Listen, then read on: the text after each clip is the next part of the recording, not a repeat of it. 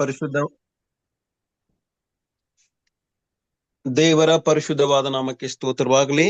ಈ ಒಂದು ಸುಂದರ ಸಾಯಂಕಾಲದ ಸಮಯದಲ್ಲಿ ಒಂದು ವಿಶೇಷವಾದ ಗೀತೆಯನ್ನ ನಾನು ದೇವರಿಗಾಗಿ ಸಮರ್ಪಣೆ ಮಾಡುವಂತವನಾಗಿದ್ದೀನಿ.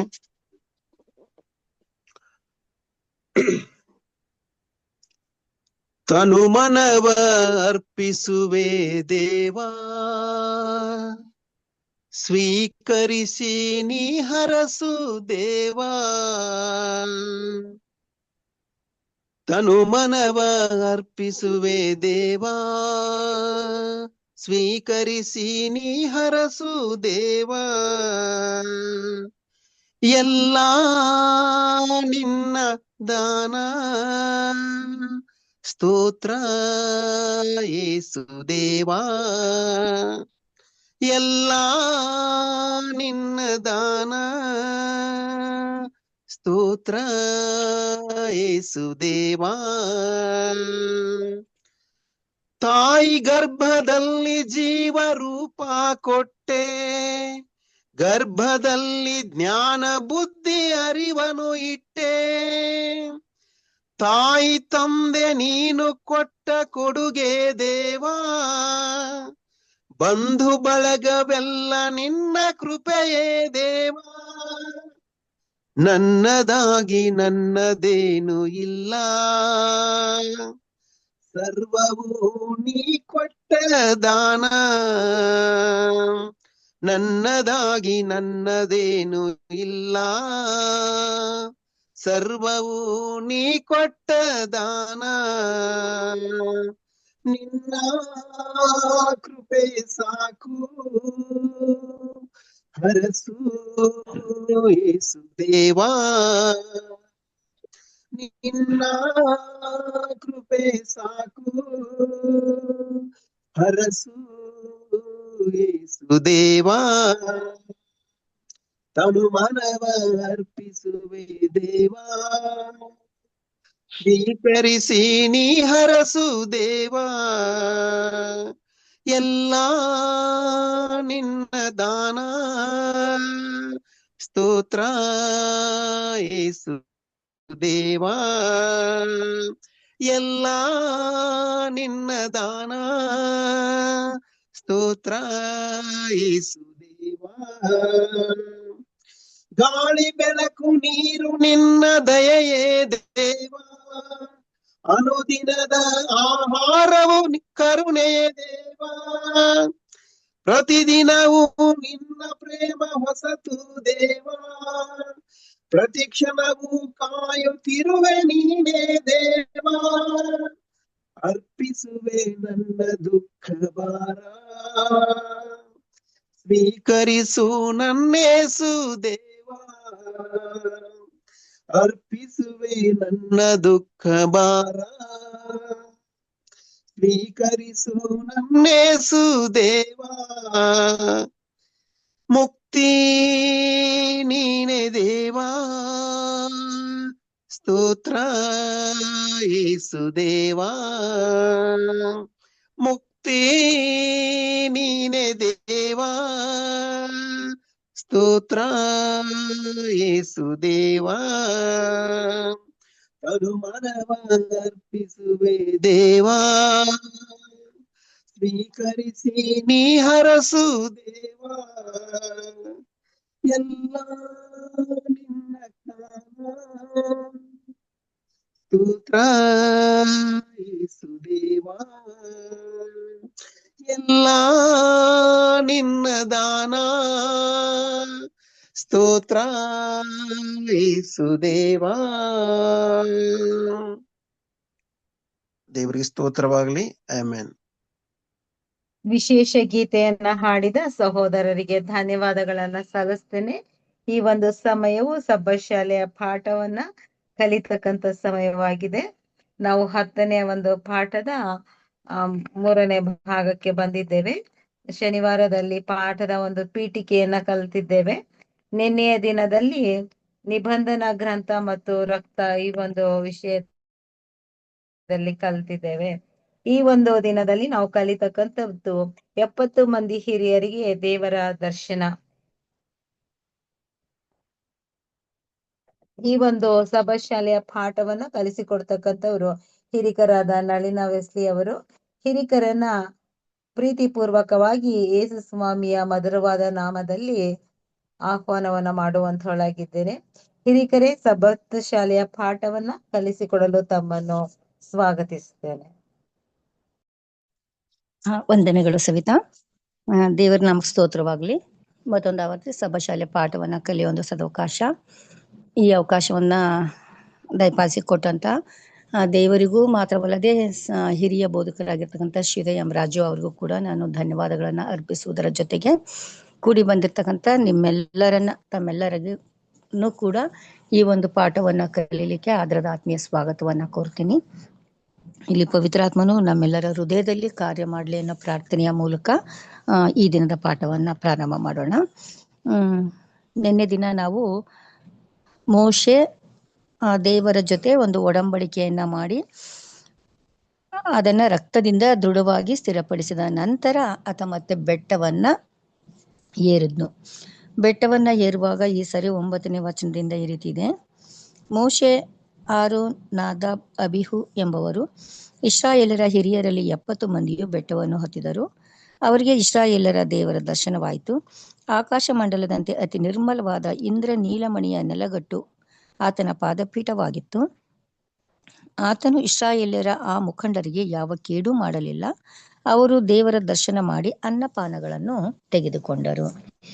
ಇವಾಗ ಇದನ್ನ ನೋಡುವಾಗ ಇಲ್ಲಿ ಈ ರೀತಿ ಇದೆ.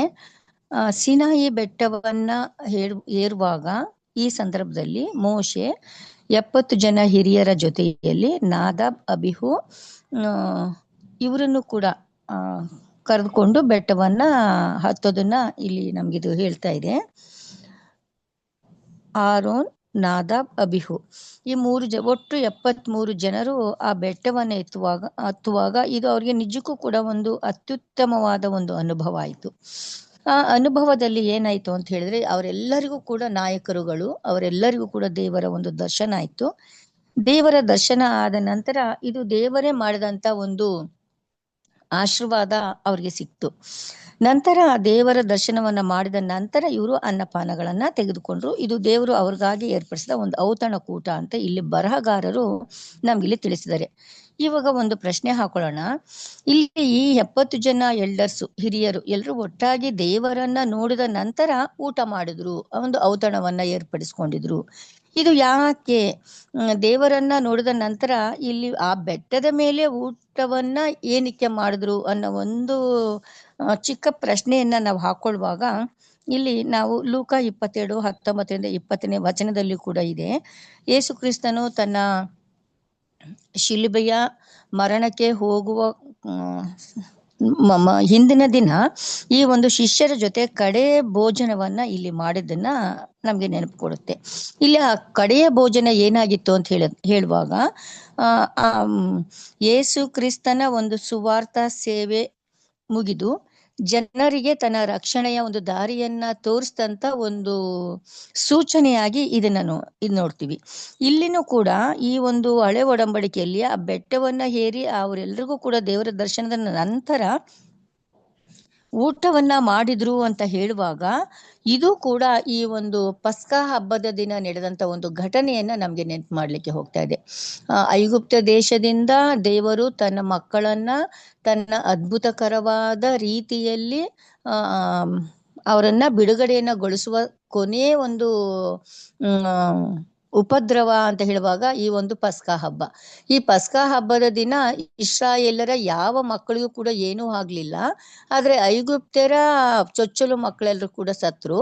ಅವ್ರಿಗೆ ಒಂದು ಬಿಡುಗಡೆಯನ್ನ ಸಿಕ್ಕದನ್ನ ಇಲ್ಲಿ ನೆನ್ಪು ಮಾಡ್ಕೊಳ್ತಾ ಇದೆ. ಹಾಗಾಗಿ ಈ ಎರಡೂ ಸನ್ನಿವೇಶಗಳನ್ನ ನಾವಿಲ್ಲಿ ಅರ್ಥ ಮಾಡ್ಕೊಳ್ಬೇಕಾಗಿದೆ. ಯಾವುದು ಅಂತ ಹೇಳಿದ್ರೆ, ಇವತ್ತು ದೇವರನ್ನ ನೋಡಿದ ನಂತರ ಅವರು ಅನ್ನಪಾನಗಳನ್ನ ತೆಗೆದುಕೊಂಡ್ರು, ನಂತರ ಅವರು ಊಟವನ್ನ ಮಾಡಿದ್ರು ಅಂತ ಹೇಳುವಾಗ ಇದು ಎಲ್ಲವೂ ಕೂಡ ನೋಡುವಾಗ ಈ ಒಂದು ಸುವಾರ್ತೆಯನ್ನ ಜ್ಞಾಪಿಸುವಂತಹದನ್ನ ನಾವಿಲ್ಲಿ ಕಾಣ್ತಾ ಇದೀವಿ. ಇಲ್ಲಿ ಆಜ್ಞೆ ನೆರವೇರದನ್ನ ನೋಡ್ತಾ ಇದೀವಿ. ಈ ಬರ್ಂಟ್ ಆಫರಿಂಗ್, ಅದೇನೆ ಬಲಿ ಯಜ್ಞವನ್ನ ಕೊಡ್ತಾ ಇದ್ದದನ್ನ ನಾವು ನೋಡ್ತಾ ಇದ್ವಿ. ರಕ್ತವನ್ನ ಸಿಂಪಡಿಸ್ತಾ ಇದ್ರು. ಅಲ್ಲಿ ರಕ್ತವನ್ನ ತೊಲೆಗಳ ಮೇಲೆ ಹಚ್ತಾ ಇದ್ರು, ಬಾಗಿಲುಗಳ ನಿಲುವು ಪಟ್ಟಿಗಳಲ್ಲಿ ಹಚ್ತಾ ಇದ್ರು. ಇದೆಲ್ಲವೂ ಕೂಡ ಒಂದು ಬಿಡುಗಡೆಯನ್ನ ಇಲ್ಲಿ ಕೊಡ್ಸೋದನ್ನ ನಾವಿಲ್ಲಿ ನೋಡ್ತಾ ಇದ್ದೀವಿ. ಹಾಗಾಗಿ ಇದು ಈ ಒಂದು ಪಸ್ಕಾ ಹಬ್ಬವನ್ನು ಮಾತ್ರವಲ್ಲದೆ ಕ್ರಿಸ್ತನ ಕಡೆ ಭೋಜನವನ್ನ ಇಲ್ಲಿ ನಮ್ಗೆ ನೆನಪು ಮಾಡಿಕೊಂಡು ಸುವಾರ್ತೆಯ ನಿಜವಾದ ಸತ್ಯ, ರಕ್ಷಣಾ ಯೋಜನೆಯಲ್ಲಿ ಯೇಸು ಕ್ರಿಸ್ತನ ರಕ್ತ, ಯೇಸು ಕ್ರಿಸ್ತನ ಒಂದು ಸೇವೆ, ಯೇಸು ಕ್ರಿಸ್ತನ ಮೂಲಕ ನಮ್ಗೆ ಸಿಗ್ತಕ್ಕಂತ ಒಂದು ಮಹಾ ಆಶೀರ್ವಾದ, ಈ ಪಾಪದಿಂದ ಯಾವ ರೀತಿ ಬಿಡುಗಡೆ ಆಯಿತು, ಪಾಪಕ್ಕೆ ಸ್ವತಃ ದೇವರು ಕೊಟ್ಟಂತ ಒಂದು ತೆತ್ತಂತ ಒಂದು ಬೆಲೆ ಎಂಥ ಒಂದು ಘೋರವಾಗಿತ್ತು ಅನ್ನೋ ಒಂದು ಸತ್ಯವನ್ನ ನಾವಿಲ್ಲಿ ಅರ್ಥ ಮಾಡ್ಕೊಳ್ಳಿಕ್ಕೆ ಇದು ನಮ್ಗೆ ಕಾರಣ ಆಗ್ತಾ ಇದೆ. ಹಾಗೆ ಇಲ್ಲಿ ಮುಂದೆ ಇಲ್ಲಿ ಲೇಖಕರೇ ಕೂಡ ಕೊಟ್ಟಿದ್ದಾರೆ ಈ ಪುಸ್ತಕದಲ್ಲಿ. ಇದು ಹಳೆ ಒಡಂಬಡಿಕೆ ಕಾಲದಲ್ಲಿ ಮಾತ್ರ ಅಲ್ಲ, ಇವಾಗ್ಲೂ ಕೂಡ ಒಟ್ಟಾಗಿ ಊಟ ಮಾಡ್ತಕ್ಕಂಥದ್ದು ನಿಜಕ್ಕೂ ಕೂಡ ಒಂದು ಒಳ್ಳೆ ಅವಕಾಶನೇನೆ. ಇವಾಗ ಗೆಟ್ ಟುಗೆದರ್ ಪಾರ್ಟಿ ಅಂತ ನಾವು ನಮ್ಮ ಸಭೆಗಳಲ್ಲಿ ನಾವು ಮಾಡ್ತಾ ಇದ್ದೀವಿ. ಇದು ಏನಾಗುತ್ತೆ, ನಮ್ಮ ಎಲ್ಲರನ್ನ ಒಂದು ಒಟ್ಟುಗೂಡಿಸುತ್ತೆ, ಜನರ ಒಂದು ಭಿನ್ನಾಭಿಪ್ರಾಯಗಳನ್ನ ಮರೆಯೋದಕ್ಕೆ ಮಾಡುತ್ತೆ, ಒಂದು ನಿಕಟವಾದ ಬಾಂಧವ್ಯ, ನಗನಗ್ತಾ ಎಲ್ಲರ ಜೊತೆನಲ್ಲಿ ನಾವು ಮಾತಾಡ್ತಾ ಊಟ ಮಾಡುವಾಗ ನಾವೆಲ್ಲರೂ ಕೂಡ ಒಂದೇ ಅನ್ನೋ ಒಂದು ಭಾವದಿಂದ ಪ್ರತಿಯೊಬ್ಬರು ಮತ್ತೊಬ್ಬರ ಕಷ್ಟ ಸುಖದಲ್ಲಿ ಒಂದು ಸಹಾಯವನ್ನ ಮಾಡಿ, ಕಷ್ಟ ಸಂಕಟದ ಒಂದು ಸಂದರ್ಭದಲ್ಲಿ ಒಬ್ಬರಿಗೆ ಒಬ್ಬರು ಆಸರಿಯಾಗಿ ಅವರು ತಮ್ಮ ಕಷ್ಟಗಳನ್ನ ಬಗೆಹರಿಸ್ಕೊಳ್ತಕ್ಕಂಥ ಒಂದು ಸಮಯ. ಇದು ಅತ್ಯಂತ ಮಧುರವಾದ ಒಂದು ಕ್ಷಣ. ಈ ರೀತಿಯ ಒಟ್ಟಾಗಿ ನಾವು ಊಟ ಮಾಡೋದು ಅಂತಕ್ಕಂಥದ್ದನ್ನ ಇಲ್ಲಿ ಖಂಡಿತವಾಗ್ಲೂ ಕೊಟ್ಟಿದ್ದಾರೆ. ಹೌದು, ನಿಜ ಅಂತ ನಿಜವಾಗ್ಲೂ ಹೇಳ್ಬೇಕು ಅಂತ ಹೇಳಿದ್ರೆ ಈ ಒಂದು ಒಟ್ಟಾಗಿ ಕೂತ್ಕೊಂಡು ಊಟ ಮಾಡ್ತಕ್ಕಂಥದ್ದು ಒಂದು ಉತ್ತಮವಾದ ಒಂದು ಸಮಯ ಅದು ಆಗಿದೆ ಅಂತಕ್ಕಂಥದ್ದನ್ನ ನಾವಿಲ್ಲಿ ತಿಳ್ಕೊಳ್ಬಹುದು. ಇವಾಗ ಇಲ್ಲಿ ನಾವು ಸ್ವಲ್ಪ ಹೊತ್ತು ಇದ್ರ ಬಗ್ಗೆ ನಾವು ಇಲ್ಲಿ ಯೋಚನೆ ಮಾಡೋಣ. ಇಲ್ಲಿ ಒಂದು ಪ್ರಶ್ನೆಯನ್ನ ಕೂಡ ಕೊಟ್ಟಿದ್ದಾರೆ. ವಿಮೋಚನಾ ಕಾಂಡ 24 9-18 ವಚನಗಳನ್ನ ಇಲ್ಲಿ ಓದಿದಾಗ ಇವ್ರಿಗೆ ಆಗ್ತಕ್ಕಂಥ ಒಂದು ವಿಸ್ಮಯವಾದ ಒಂದು ಅನುಭವ ಯಾವ ರೀತಿಯ ಅವರ ಅನುಭವಕ್ಕೆ ಆಯ್ತು. ಇಲ್ಲಿ ನಾನು ಮೊದಲೇ ಹೇಳಿದಾಗೆ ಇಲ್ಲಿ ಎಷ್ಟು ಜನ ಬೆಟ್ಟದ ಮೇಲೆ ಹೋದ್ರು ಅಂದ್ರೆ 73 ಜನರು ಬೆಟ್ಟದ ಮೇಲೆ ಹೋದ್ರು. 70 ಹಿರಿಯರು, ಆರೋನನು, ನಾದಾಬ್ ಮತ್ತೆ ಅಬಿಹು, ಇವರು 70 ಪ್ಲಸ್ ಇವರು 3 ಜನ, ಮೋಶೆ, ಇವರೆಲ್ಲರೂ ಒಟ್ಟಾಗಿ ಸೇರ್ಕೊಂಡು ಬೆಟ್ಟದ ಮೇಲೆ ಹೋದ ನಂತರ ದೇವರ ದರ್ಶನವನ್ನ ಮಾಡಿ ಅಲ್ಲಿ ಊಟವನ್ನ ಇಲ್ಲಿ ಮಾಡಿದ್ರು ಅಂತ ಹೇಳುವಾಗ ಇಲ್ಲಿ ಬಂದಂತ ಇಷ್ಟು ಜನರಿಗೂ ಕೂಡ ಇಲ್ಲಿ ನಾವು ಫಸ್ಟ್ ಅಂದ್ಕೊಳ್ಬೇಕು, ಮೊದಲನೇದಾಗಿ ಮೋಶೆ ಮತ್ತೆ ಹಿರಿಯರು, ಆ ನಂತರ ದೇವರು ಆರಿಸ್ಕೊಂಡಂತ ಒಂದು ಜನಾಂಗ. ಈ ಒಂದು 3 ಜನರಿಗೆ ಆದಂತ 3 ವಿಧವಾದ ಅನುಭವಗಳನ್ನ ನಾವಿಲ್ಲಿ ಅರ್ಥ ಮಾಡ್ಕೊಳ್ಳಿಕ್ಕೆ ಹೋಗೋಣ. ಇದ್ರ ಮೂಲಕ ನಾವು ಎಂತಹ ಅನುಭವವನ್ನ, ಕ್ರಿಸ್ತನ ಜೊತೆಗಿನ ಒಂದು ಸಂಬಂಧ ನಮ್ಮ ಬದುಕಿನಲ್ಲಿ, ನಮ್ಮ ಜೀವನದಲ್ಲಿ ಎಂತಹ ಅನುಭವ ಆಗಿದೆ ಅನ್ನೋದನ್ನ ನಾವು ಅರ್ಥ ಮಾಡ್ಕೊಂಡು ನಾವು ಬದಲಾವಣೆಯನ್ನ ಹೊಂದಲಿಕ್ಕೆ ಇದು ಕಾರಣ ಆಗ್ತಾ ಇದೆ. ಇಲ್ಲಿ ಮುಂದಿನ ವಚನಗಳು ಈ ರೀತಿ ಹೇಳ್ತಾ ಇದೆ.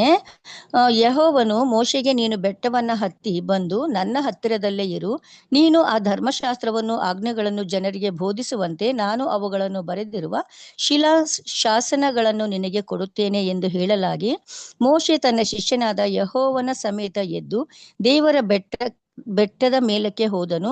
ಮೊದಲು ಅವನು ಹಿರಿಯರಿಗೆ, ನಾವು ತಿರುಗಿ ನಿಮ್ಮ ಬಳಿಗೆ ಬರುವ ತನಕ ನೀವು ಇಲ್ಲೇ ಕಾದುಕೊಂಡಿರಿ, ಆರೋನನು ಹೂರನು ನಿಮ್ಮ ಬಳಿಯಲ್ಲಿದ್ದಾರಷ್ಟೇ, ಯಾವನಿಗಾದರೂ ವ್ಯಾಜ್ಯವಿದ್ದ ಪಕ್ಷಕ್ಕೆ ಅವರ ಹತ್ತಿರಕ್ಕೆ ಹೋಗಲಿ ಎಂದು ಹೇಳಿದನು. ಇಲ್ಲಿ ಮೋಶೆ ಆ ಬೆಟ್ಟವನ್ನ ಹತ್ತಿ ಹೋಗುವಾಗ ಜೊತೆಯಲ್ಲಿ ಯಾರನ್ನ ಕರ್ಕೊಂಡು ಹೋಗ್ತಾ ಇದ್ದಾನೆ? ಮೋಶೆ ತನ್ನ ಶಿಷ್ಯನಾಗಿರ್ತಕ್ಕಂಥ ಯೆಹೋಶುವನನ್ನ ಕೂಡ ಇಲ್ಲಿ ಕರೆದುಕೊಂಡು ಬೆಟ್ಟದ ಮೇಲೆ ಹೋಗ್ತಾನೆ.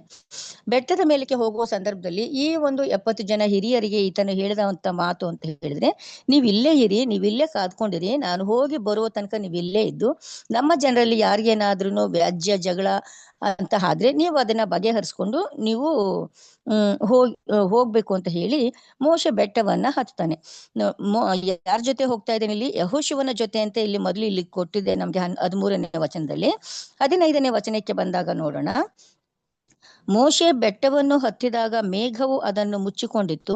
ಯೆಹೋವನ ತೇಜಸ್ಸು ಸೀನಾಯಿ ಬೆಟ್ಟದ ಮೇಲೆ ನಿಂತಿತು ಮತ್ತು ಆ ಮೇಘವು 6 ದಿನಗಳವರೆಗೂ ಬೆಟ್ಟವನ್ನು ಮುಚ್ಚಿಕೊಂಡಿತ್ತು. 7ನೆಯ ದಿನದಲ್ಲಿ ಯೆಹೋವನು ಮೇಘದೊಳಗಿಂದ ಕೂಗಿ ಮೋಶೆಯನ್ನು ಕರೆದನು. ಯೆಹೋವನ ತೇಜಸ್ಸು ಬೆಟ್ಟದ ಶಿಖರದ ಮೇಲೆ ಪ್ರಜ್ವಲಿಸುವ ಬೆಂಕಿಯೋಪಾದಿಯಲ್ಲಿ ಇಸ್ರಾಯೇಲರಿಗೆ ಕಾಣಿಸಿತು. ಮೋಶೆ ಆ ಮೇಘದೊಳಗೆ ಪ್ರವೇಶಿಸಿ ಬೆಟ್ಟವನ್ನೇರಿದನು. ಅವನು ಆ ಬೆಟ್ಟದಲ್ಲಿ ಹಗಲಿರುಳು 40 ದಿವಸ ಇದ್ದನು. ಇಲ್ಲಿ ಈ ವಚನಗಳನ್ನ ನೋಡುವಾಗ ಯೆಹೋಶುವನ ಜೊತೆಯಲ್ಲೇ ಹೋದನು. ಆದ್ರೆ ದೇವರ ಬಳಿಗೆ ಹೋಗ್ಲಿಕ್ಕೆ ಯೆಹೋಶುವನಿಗೂ ಕೂಡ ಯೆಹೋಶುವನು ಅಲ್ಲಿ ಹೋಗ್ಲಿಕ್ಕೆ ಆಗ್ಲಿಲ್ಲ. ಕೇವಲ ಮೋಶೆ ಮಾತ್ರ ಅಲ್ಲಿ ಹೋದ್ನು. ಮೋಶೆ ಹೋದಾಗ ಅಲ್ಲಿ ದೇವರ ಒಂದು ದರ್ಶನದಲ್ಲಿ ಇಲ್ಲಿ ಮೇಘ ಆಯ್ತು, ಬೆಂಕಿ ತರ ಬಂತು, ಆ ಪ್ರಜ್ವಲಿಸುವ ಒಂದು ಬೆಂಕಿ. ಇದು ಇಸ್ರಾಯೇಲರು ಎಲ್ರಿಗೂ ಕೂಡ ಇಲ್ಲಿ ದರ್ಶನ ಆಯಿತು.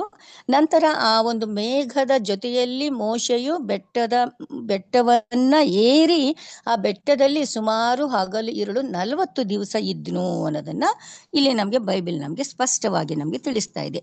ಇವಾಗ ನೋಡೋಣ ಇವ್ರಿಗೆ ಎಂತೆಂತ ಅನುಭವ ಆಯಿತು ಅಂತ ಹೇಳುವಾಗ, ಮೊದಲನೇದಾಗಿ ನಾನು ಮೊದಲೇ ಹೇಳಿದಾಗೆ ಒಂದು 3 ರೀತಿಯ ಅನುಭವಗಳನ್ನ ನಾವಿಲ್ಲಿ ನೋಡ್ಲಿಕ್ಕೆ ಹೋಗ್ತಾ ಇದೀವಿ.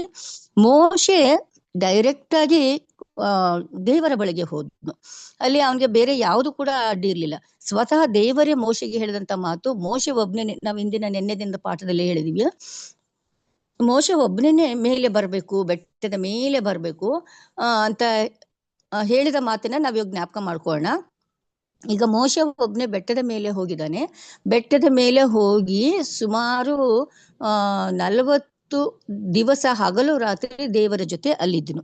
ಈಗ ಎರಡನೇದಾಗಿ ಎಲ್ಡರ್ಸ್ ಅವ್ರು ಎಲ್ಲಿದ್ರು, ಆ ಬೆಟ್ಟವನ್ನ ತುಂಬಾ ಮೇಲೆ ಹೇರ್ಲಿಕ್ಕೆ ಆಗ್ಲಿಲ್ಲ. ಬೆಟ್ಟಕ್ಕೆ ಬಂದಿದ್ರು, ಆ ಬೆಟ್ಟದಲ್ಲೇನೆ ಅವ್ರು ನಿಂತ್ಕೊಳ್ಬೇಕಾಗಿತ್ತು. ಅದ್ರ ಮುಂದೆ ಹೋಗ್ಲಿಕ್ಕೆ ಅವ್ರಿಗೆ ಆಗ್ಲಿಲ್ಲ. ಮತ್ತೆ ಇನ್ನೊಂದು ಜನರು, ಉಳಿದ ಜನರು ಇಸ್ರಾಯೇಲರು ದೇವರ ಆರಿಸ್ಕೊಂಡಂತ ಆ ಜನಾಂಗ ಎಲ್ಲಿತ್ತು ಅಂತ ಹೇಳಿದ್ರೆ, ಅವರು ಬೆಟ್ಟವನ್ನ ಏರ್ಲೇಬಾರ್ದು, ಅವರು ಬೆಟ್ಟದ ಬುಡದಲ್ಲಿಯೇ ತಳದಲ್ಲಿ ಅವರು ನಿಂತ್ಕೊಳ್ಬೇಕಾಗಿರ್ತಿತ್ತು. ಇಲ್ಲಿ ಇವ್ರಿಗೆ 3 ರೀತಿಯ ಅನುಭವಗಳನ್ನ ನಾವಿಲ್ಲಿ ನೋಡ್ಲಿಕ್ಕೆ ಹೋಗ್ತಾ ಇದ್ವಿ. ಇದು ಯಾಕೆ ಈ ತರ ಆಯ್ತು? ಮೋಶೆ ಮಾತ್ರ ಡೈರೆಕ್ಟ್ ಆಗಿ ಹೋದ್ನು, ಆದ್ರೆ ಎಲ್ಡರ್ಸ್ಗಳು ದೇವರ ಹತ್ತಿರ ಹೋಗ್ಲಿಕ್ಕೆ ಸಾಧ್ಯ ಇಲ್ಲ. ಜನರಿಗೆ ಇನ್ನು ವರ್ಸ್ಟ್, ಅವರು ಬೆಟ್ಟವನ್ನೇ ಹತ್ಲಿಕ್ಕೆ ಆಗ್ಲಿಲ್ಲ. ಇದು ಯಾಕೆ ಅಂತ ಹೇಳುವಾಗ, ಇವತ್ತು ಅವರೆಲ್ಲರಿಗೂ, ಇವತ್ತು ನಮಗೂ ಕೂಡ ಯೇಸು ಕ್ರಿಸ್ತನು ಜನನ ಮರಣ ಪುನರುತ್ಥಾನದ ನಂತರ, ಅಂದ್ರೆ ಸಾಯೋಕ್ಕಿಂತ ಮುಂಚಿತವಾಗಿ ನಾನು ಹೋಗ್ತೀನಿ, ನಿಮ್ಗೆ ಸಹಾಯಕನನ್ನ ಕಳಿಸ್ಕೊಡ್ತೀನಿ, ಆತನು ನಿಮ್ಗೆ ಎಲ್ಲ ಎಚ್ಚರಿಕೆಯನ್ನ ಕೊಡ್ತಾನೆ ಅಂತ ಹೇಳಿ, ಹೇಗೆ ಶಿಲುಬೆಯ ಒಂದು ಮರಣದ ನಂತರ ಆತನು ಪರಲೋಕಕ್ಕೆ ಹೋದ ನಂತರ ನಮ್ಗೆ ಸಹಾಯಕನನ್ನ ಕಳಿಸ್ಕೊಟ್ನೋ, ಪವಿತ್ರಾತ್ಮನ ಎಂಬ ಸಹಾಯಕನನ್ನು, ಅದೇ ರೀತಿಯಲ್ಲಿ ಇಲ್ಲಿ ಇವರೆಲ್ಲರೂ ಕೂಡ ಆ ಒಂದು ವರಗಳು ಕೊಡಲ್ಪಟ್ಟಿತ್ತು. ಮೋಶೆಗೂ ಕೊಡಲ್ಪಟ್ಟಿತ್ತು, ಹಿರಿಯರಿಗೂ ಕೊಡಲ್ಪಟ್ಟಿತ್ತು, ಇಸ್ರಾಯೇಲ್ ಜನಾಂಗಕ್ಕೆ ಎಲ್ರಿಗೂ ಕೂಡ ಕೊಡಲ್ಪಟ್ಟಿತ್ತು. ಆದ್ರೆ ಅವರು ಯಾವ ರೀತಿಯಲ್ಲಿ, ಎಷ್ಟರ ಮಟ್ಟಕ್ಕೆ ಅದರ ಜೊತೆಗಿನ ಒಂದು ಸಂಬಂಧವನ್ನ, ಇವತ್ತು ಪವಿತ್ರಾತ್ಮನ ಆ ಮೆಲುಧ್ವನಿಯನ್ನ ಕೇಳಿ ತಮ್ಮ ಜೀವಿತವನ್ನ ಮಾರ್ಪಡಿಸಿಕೊಂಡು ದೇವರು ಏನ್ ಹೇಳ್ತಾ ಇದ್ದಾನೆ ಅನ್ನೋದನ್ನ ಅರ್ಥ ಮಾಡ್ಕೊಳಕ್ ಹೋದ್ರೋ, ಆ ಒಂದು ಅವರ ಒಂದು ಆ ರೀತಿಯ ಒಂದು ಭಾವನೆ ಅವರ ಜೀವನದಲ್ಲಿ ಅನುಭವವನ್ನ ಮೂಡ್ಲಿಕ್ಕೆ ಆಯ್ತು. ಇಲ್ಲಿ ನೋಡೋಣ, ಮೋಶೆ ಇವತ್ತು ಸ್ವತಃ ಡೈರೆಕ್ಟ್ ಆಗಿ ಹೋಗಿ 40 ದಿವಸ ಹಗಲಿರುಳುಗಳು ಇದ್ನು ಅಂತ ಹೇಳುವಾಗ, ನಿಜವಾಗ್ಲೂ ಆತನು ಅದು ಎಂತ ಉತ್ತಮವಾದ ಸೇವಕ ಆಗಿದ್ನು. ಅವನಿಗೂ ಕೂಡ ಮದ್ವೆ ಆಗಿತ್ತು, ಕುಟುಂಬ ಇತ್ತು, ಇದ್ರೂ ಕೂಡ ಅವನು ಕುಟುಂಬದ ಕಡೆ ಆಲೋಚನೆ ಮಾಡ್ಲಿಲ್ಲ. ಆತನು ಸಂಪೂರ್ಣವಾಗಿ ದೇವರು ತನ್ನಗೆ ಒಪ್ಪಿಸ್ಕೊಟ್ಟಿದ್ನು, ದೇವರ ಮಾರ್ಗವನ್ನ ಆತ ತಿಳ್ಕೊಂಡಿದ್ನು. ಯಾಕೆ ಕೀರ್ತನಗಾರನು 91ರಲ್ಲಿ ನಾವು ನೋಡ್ತಾ ಇದ್ದೀವಿ, ಆತನು ಮೋಶೆಗೆ ತನ್ನ ಮಾರ್ಗವನ್ನು, ಇಸ್ರಾಯೇಲರಿಗೆ ತನ್ನ ಕೃತ್ಯಗಳನ್ನು ಪ್ರಕಟಿಸಿದನು. ಇಲ್ಲಿ ಮೋಶೆಗೆ ಸಂಪೂರ್ಣವಾಗಿ ದೇವರ ಮಾರ್ಗ ಗೊತ್ತಿತ್ತು. ದೇವರು ಏನ್ ಹೇಳ್ತಾ ಇದ್ದಾನೋ ಅದು ಕರೆಕ್ಟ್, ಅದೇ ಉತ್ತಮವಾದದ್ದು ಅನ್ನೋದನ್ನ ಆತನ ಮನಸ್ಸು ಅಷ್ಟು ದೃಢವಾಗಿ ನಂಬಿತ್ತು.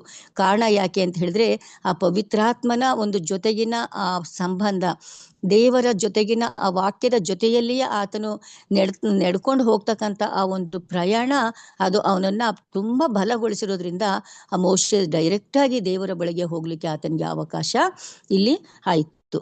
ಮತ್ತೆ ಮೋಶೆ ಇವತ್ತು 40 ದಿವಸ ಆತನು ಹಗಲಿರುಳು ಅಲ್ಲಿ ಇದ್ನು ಅಂತ ಹೇಳುವಾಗ, 40 ದಿವಸ ಬೆಟ್ಟದ ಮೇಲೆ ಆತನು ಏನು ಊಟ ಮಾಡಿರ್ಬೋದು? ಅವನು ಶಾರೀರಿಕವಾದ ಊಟದ ಕಡೆ ಅವನು ಗಮನ ಹರಿಸ್ಲಿಲ್ಲ. ಜೊತೆಗೆ ಮದುವೆ ಆಗಿರ್ತಕ್ಕಂಥ ಒಬ್ಬ ವ್ಯಕ್ತಿ ಆ ದಾಂಪತ್ಯದ ಕಡೆ ಆತನು ಗಮನವನ್ನ ಹರಿಸ್ಲಿಲ್ಲ. ಇವತ್ತು ದೇವರು ನೀನು ಬೆಟ್ಟದ ಮೇಲೆ ಬಾ ಅಂತ ಹೇಳುವಾಗ, ನಾನು ಅಲ್ಲಿ ಹೋಗ್ತಕ್ಕಂಥದ್ದು ನನ್ನ ಕರ್ತವ್ಯ ಅಂತ ಹೇಳ್ಕೊಂಡು ಆತನು ಸಂಪೂರ್ಣವಾಗಿ ತನ್ನನ್ನ ನಿರಾಕರಣೆಯನ್ನ ಮಾಡಿ ಆತನು ದೇವರ ಬಳಿಗೆ ಹೋಗ್ತಕ್ಕಂಥದ್ದನ್ನ ನೋಡ್ತಾ ಇದ್ದೀವಿ. ಮತ್ತೆ ಇದನ್ನ ಇನ್ನೂ ನಮ್ಗೆ ಸ್ಪಷ್ಟವಾಗಿ ಅರ್ಥ ಆಗ್ಬೇಕು ಅಂತ ಹೇಳುವಾಗ, ಐಗುಪ್ತ ದೇಶದಿಂದ ಕಾನಾನ್ ದೇಶಕ್ಕೆ ಪ್ರಯಾಣ ಬೆಳೆಸುವಾಗ ಕೆಂಪು ಸಮುದ್ರದ ಹತ್ತಿರ ಬಂದಾಗ ಇಡೀ ಲಕ್ಷಾಂತರ ಜನರು ಭಯವನ್ನ ಪಟ್ರು. ಹೋಯ್ತು, ಮುಂದೆ ನಾವು ಹೇಗ್ ದಾಟ್ಲಿಕ್ಕಾಗುತ್ತೆ, ಇವತ್ತು ನಾವು ಇಷ್ಟೇ, ನಮ್ಮ ಬದುಕು ಹೋಯ್ತು ಅಂತ ಆ ಲಕ್ಷಾಂತರ ಜನರ ಒಂದು ಗೋಳಾಟದ ಮಧ್ಯದಲ್ಲಿ ಆ ಮೋಶೆಯ ಒಂದು ದೃಢತೆಯನ್ನ ನೋಡಿ. ನೀವು ಯಾಕೆ ಯೋಚನೆ ಮಾಡ್ತಾ ಇದ್ದೀರಾ? ಇವತ್ತು ದೇವರು ನಮ್ಮನ್ನ ಹೇಗೆ ನಡೆಸ್ತಾನೆ ಅನ್ನೋದನ್ನ ನೀವೇ ಕಣ್ಣಾರೆ ನೋಡ್ತೀರಾ ಅಂತ ಹೇಳುವಾಗ ದೇವರ ಮೇಲಿನ ಆ ಭರವಸೆ, ಆ ಒಂದು ವಿಶ್ವಾಸ, ಆತನು ನಡೆಸ್ತಾನೆ ಅಂತಕ್ಕಂಥ ಒಂದು ದೃಢವಾದ ಒಂದು ನಂಬಿಕೆ ಆತನಲ್ಲಿ ಬಹಳ ಹತ್ತಿರ ದೇವರ ಜೊತೆ ಹೋಗ್ಲಿಕ್ಕೆ ಇದು ಕಾರಣ ಆಯ್ತು. ಇವತ್ತು ಸೇವೆಯನ್ನ ಮಾಡ್ತಾ ಇದ್ದೀನಿ, ನನಗೆ ಸೇವೆಯ ಒಂದು ಜೀವಿತ, ದೇವರು ನನ್ನನ್ನ ಸೇವೆಗಾಗಿ ಕರೆದಿದ್ದಾನೆ ಅಂತ ಅನ್ಕೊಂಡಿರೋ ನಾವೆಲ್ಲರೂ ಕೂಡ ಹೌದು, ಖಂಡಿತವಾಗ್ಲು ಯೇಸ್ವಾಮಿ ಮತ್ತಾಯ 28 ಕೊನೆ ವಚನಗಳಲ್ಲಿ ನಾವು ನೋಡ್ತಾ ಇದ್ದೀವಿ, ನೀವೆಲ್ಲರೂ ಕೂಡ ಹೊರಟು ಹೋಗ್ಬಿಟ್ಟು ನನಗೆ ಸಾಕ್ಷಿಗಳಾಗಿ ನಿಂತ್ಕೊಳ್ಳಿ, ತಂದೆ ಮಗನ ಹೆಸರಿನ ಮೂಲಕ ನೀವು ದೀಕ್ಷಾ ಸ್ನಾನ ಮಾಡಿಸಿ ಯುಗದ ಸಮಾಪ್ತಿಯ ತನಕ ನಾನಿದ್ದೀನಿ ಅಂತ ವಾಗ್ದಾನ ಕೊಟ್ಟು ನಮ್ಮೆಲ್ಲರಿಗೂ ಕೂಡ ಈ ಒಂದು ಆತ್ಮಗಳನ್ನ ಗೆಲ್ಲುವಂತ ಒಂದು ಜವಾಬ್ದಾರಿಯನ್ನ ಕೊಟ್ಟಿರುವಾಗ ನಾವು ಎಷ್ಟರ ಮಟ್ಟಿಗೆ ಮೋಶೆ ರೀತಿ ವಿಶ್ವಾಸದಿಂದ ಬಲವನ್ನ ಹೊಂದಿ ಆತನ ಸೇವೆಯನ್ನ ಮಾಡ್ತಾ ಇದ್ದೀವಿ. ನಮ್ಗೆ ಬರೀ ನಮ್ಮ ಜೀವಿತದ ಬಗ್ಗೆನೇ ಆಲೋಚನೆ ಜಾಸ್ತಿ. ನನ್ಗೆ ಅದು ಇಲ್ಲ, ಇದು ಇಲ್ಲ, ಅದು ಬೇಕು, ಇದು ಬೇಕು, ಈ ರೀತಿಯ ಒಂದು ಆಲೋಚನೆಯನ್ನ ಇಟ್ಕೊಂಡು ನಾವು ಹೋಗುವಾಗ ನಾವು ಎಷ್ಟರ ಮಟ್ಟಿಗೆ ದೇವರ ಸೇವಕರು ಅಂತ ಹೇಳಲಿಕ್ಕೆ ಸಾಧ್ಯ? ದೇವರನ್ನ ನಾವು ಡೈರೆಕ್ಟ್ ಆಗಿ ಹೋಗಿ ಸಂಧಿಸ್ಲಿಕ್ಕೆ ಸಾಧ್ಯ? ಅದಕ್ಕೋಸ್ಕರನೇ ಇಲ್ಲಿ ಇವರ ಅನುಭವಗಳನ್ನ ನಾವು ಇವತ್ತು ಅರ್ಥ ಮಾಡ್ಕೊಳ್ಬೇಕಾಗಿದೆ. ಮತ್ತೆ ಇನ್ನೊಂದನ್ನ ನಾನು ಹೇಳಲಿಕ್ಕೆ ಇಷ್ಟಪಡ್ತೀನಿ. ಇಲ್ಲಿ ದೇವರು ಮೋಶೆಗೆ ಆ ಒಂದು ನಿಬಂಧನೆಯನ್ನ, ಒಡಂಬಡಿಕೆಯನ್ನ ಕೊಟ್ಬಿಟ್ಟು ಇದನ್ನ ಇಸ್ರಾಯೇಲ್ ಜನರಿಗೆ ಇವತ್ತು ಓದಿ ನೀನು ಹೇಳು ಅಂತ ಹೇಳುವಾಗ ಮೋಶೆ ಅದನ್ನ ಬರವಣಿಗೆಯನ್ನ ಮಾಡಿದ್ನು. ಬರೆದು ಬಿಟ್ಟು ಇಸ್ರಾಯೇಲ್ ಜನರಿಗೆ ಬಂದು ಈ ರೀತಿ ಇದೆ ಅಂತ ಹೇಳುವಾಗ ಜನರೆಲ್ಲ ಏನ್ ಹೇಳಿದ್ರು?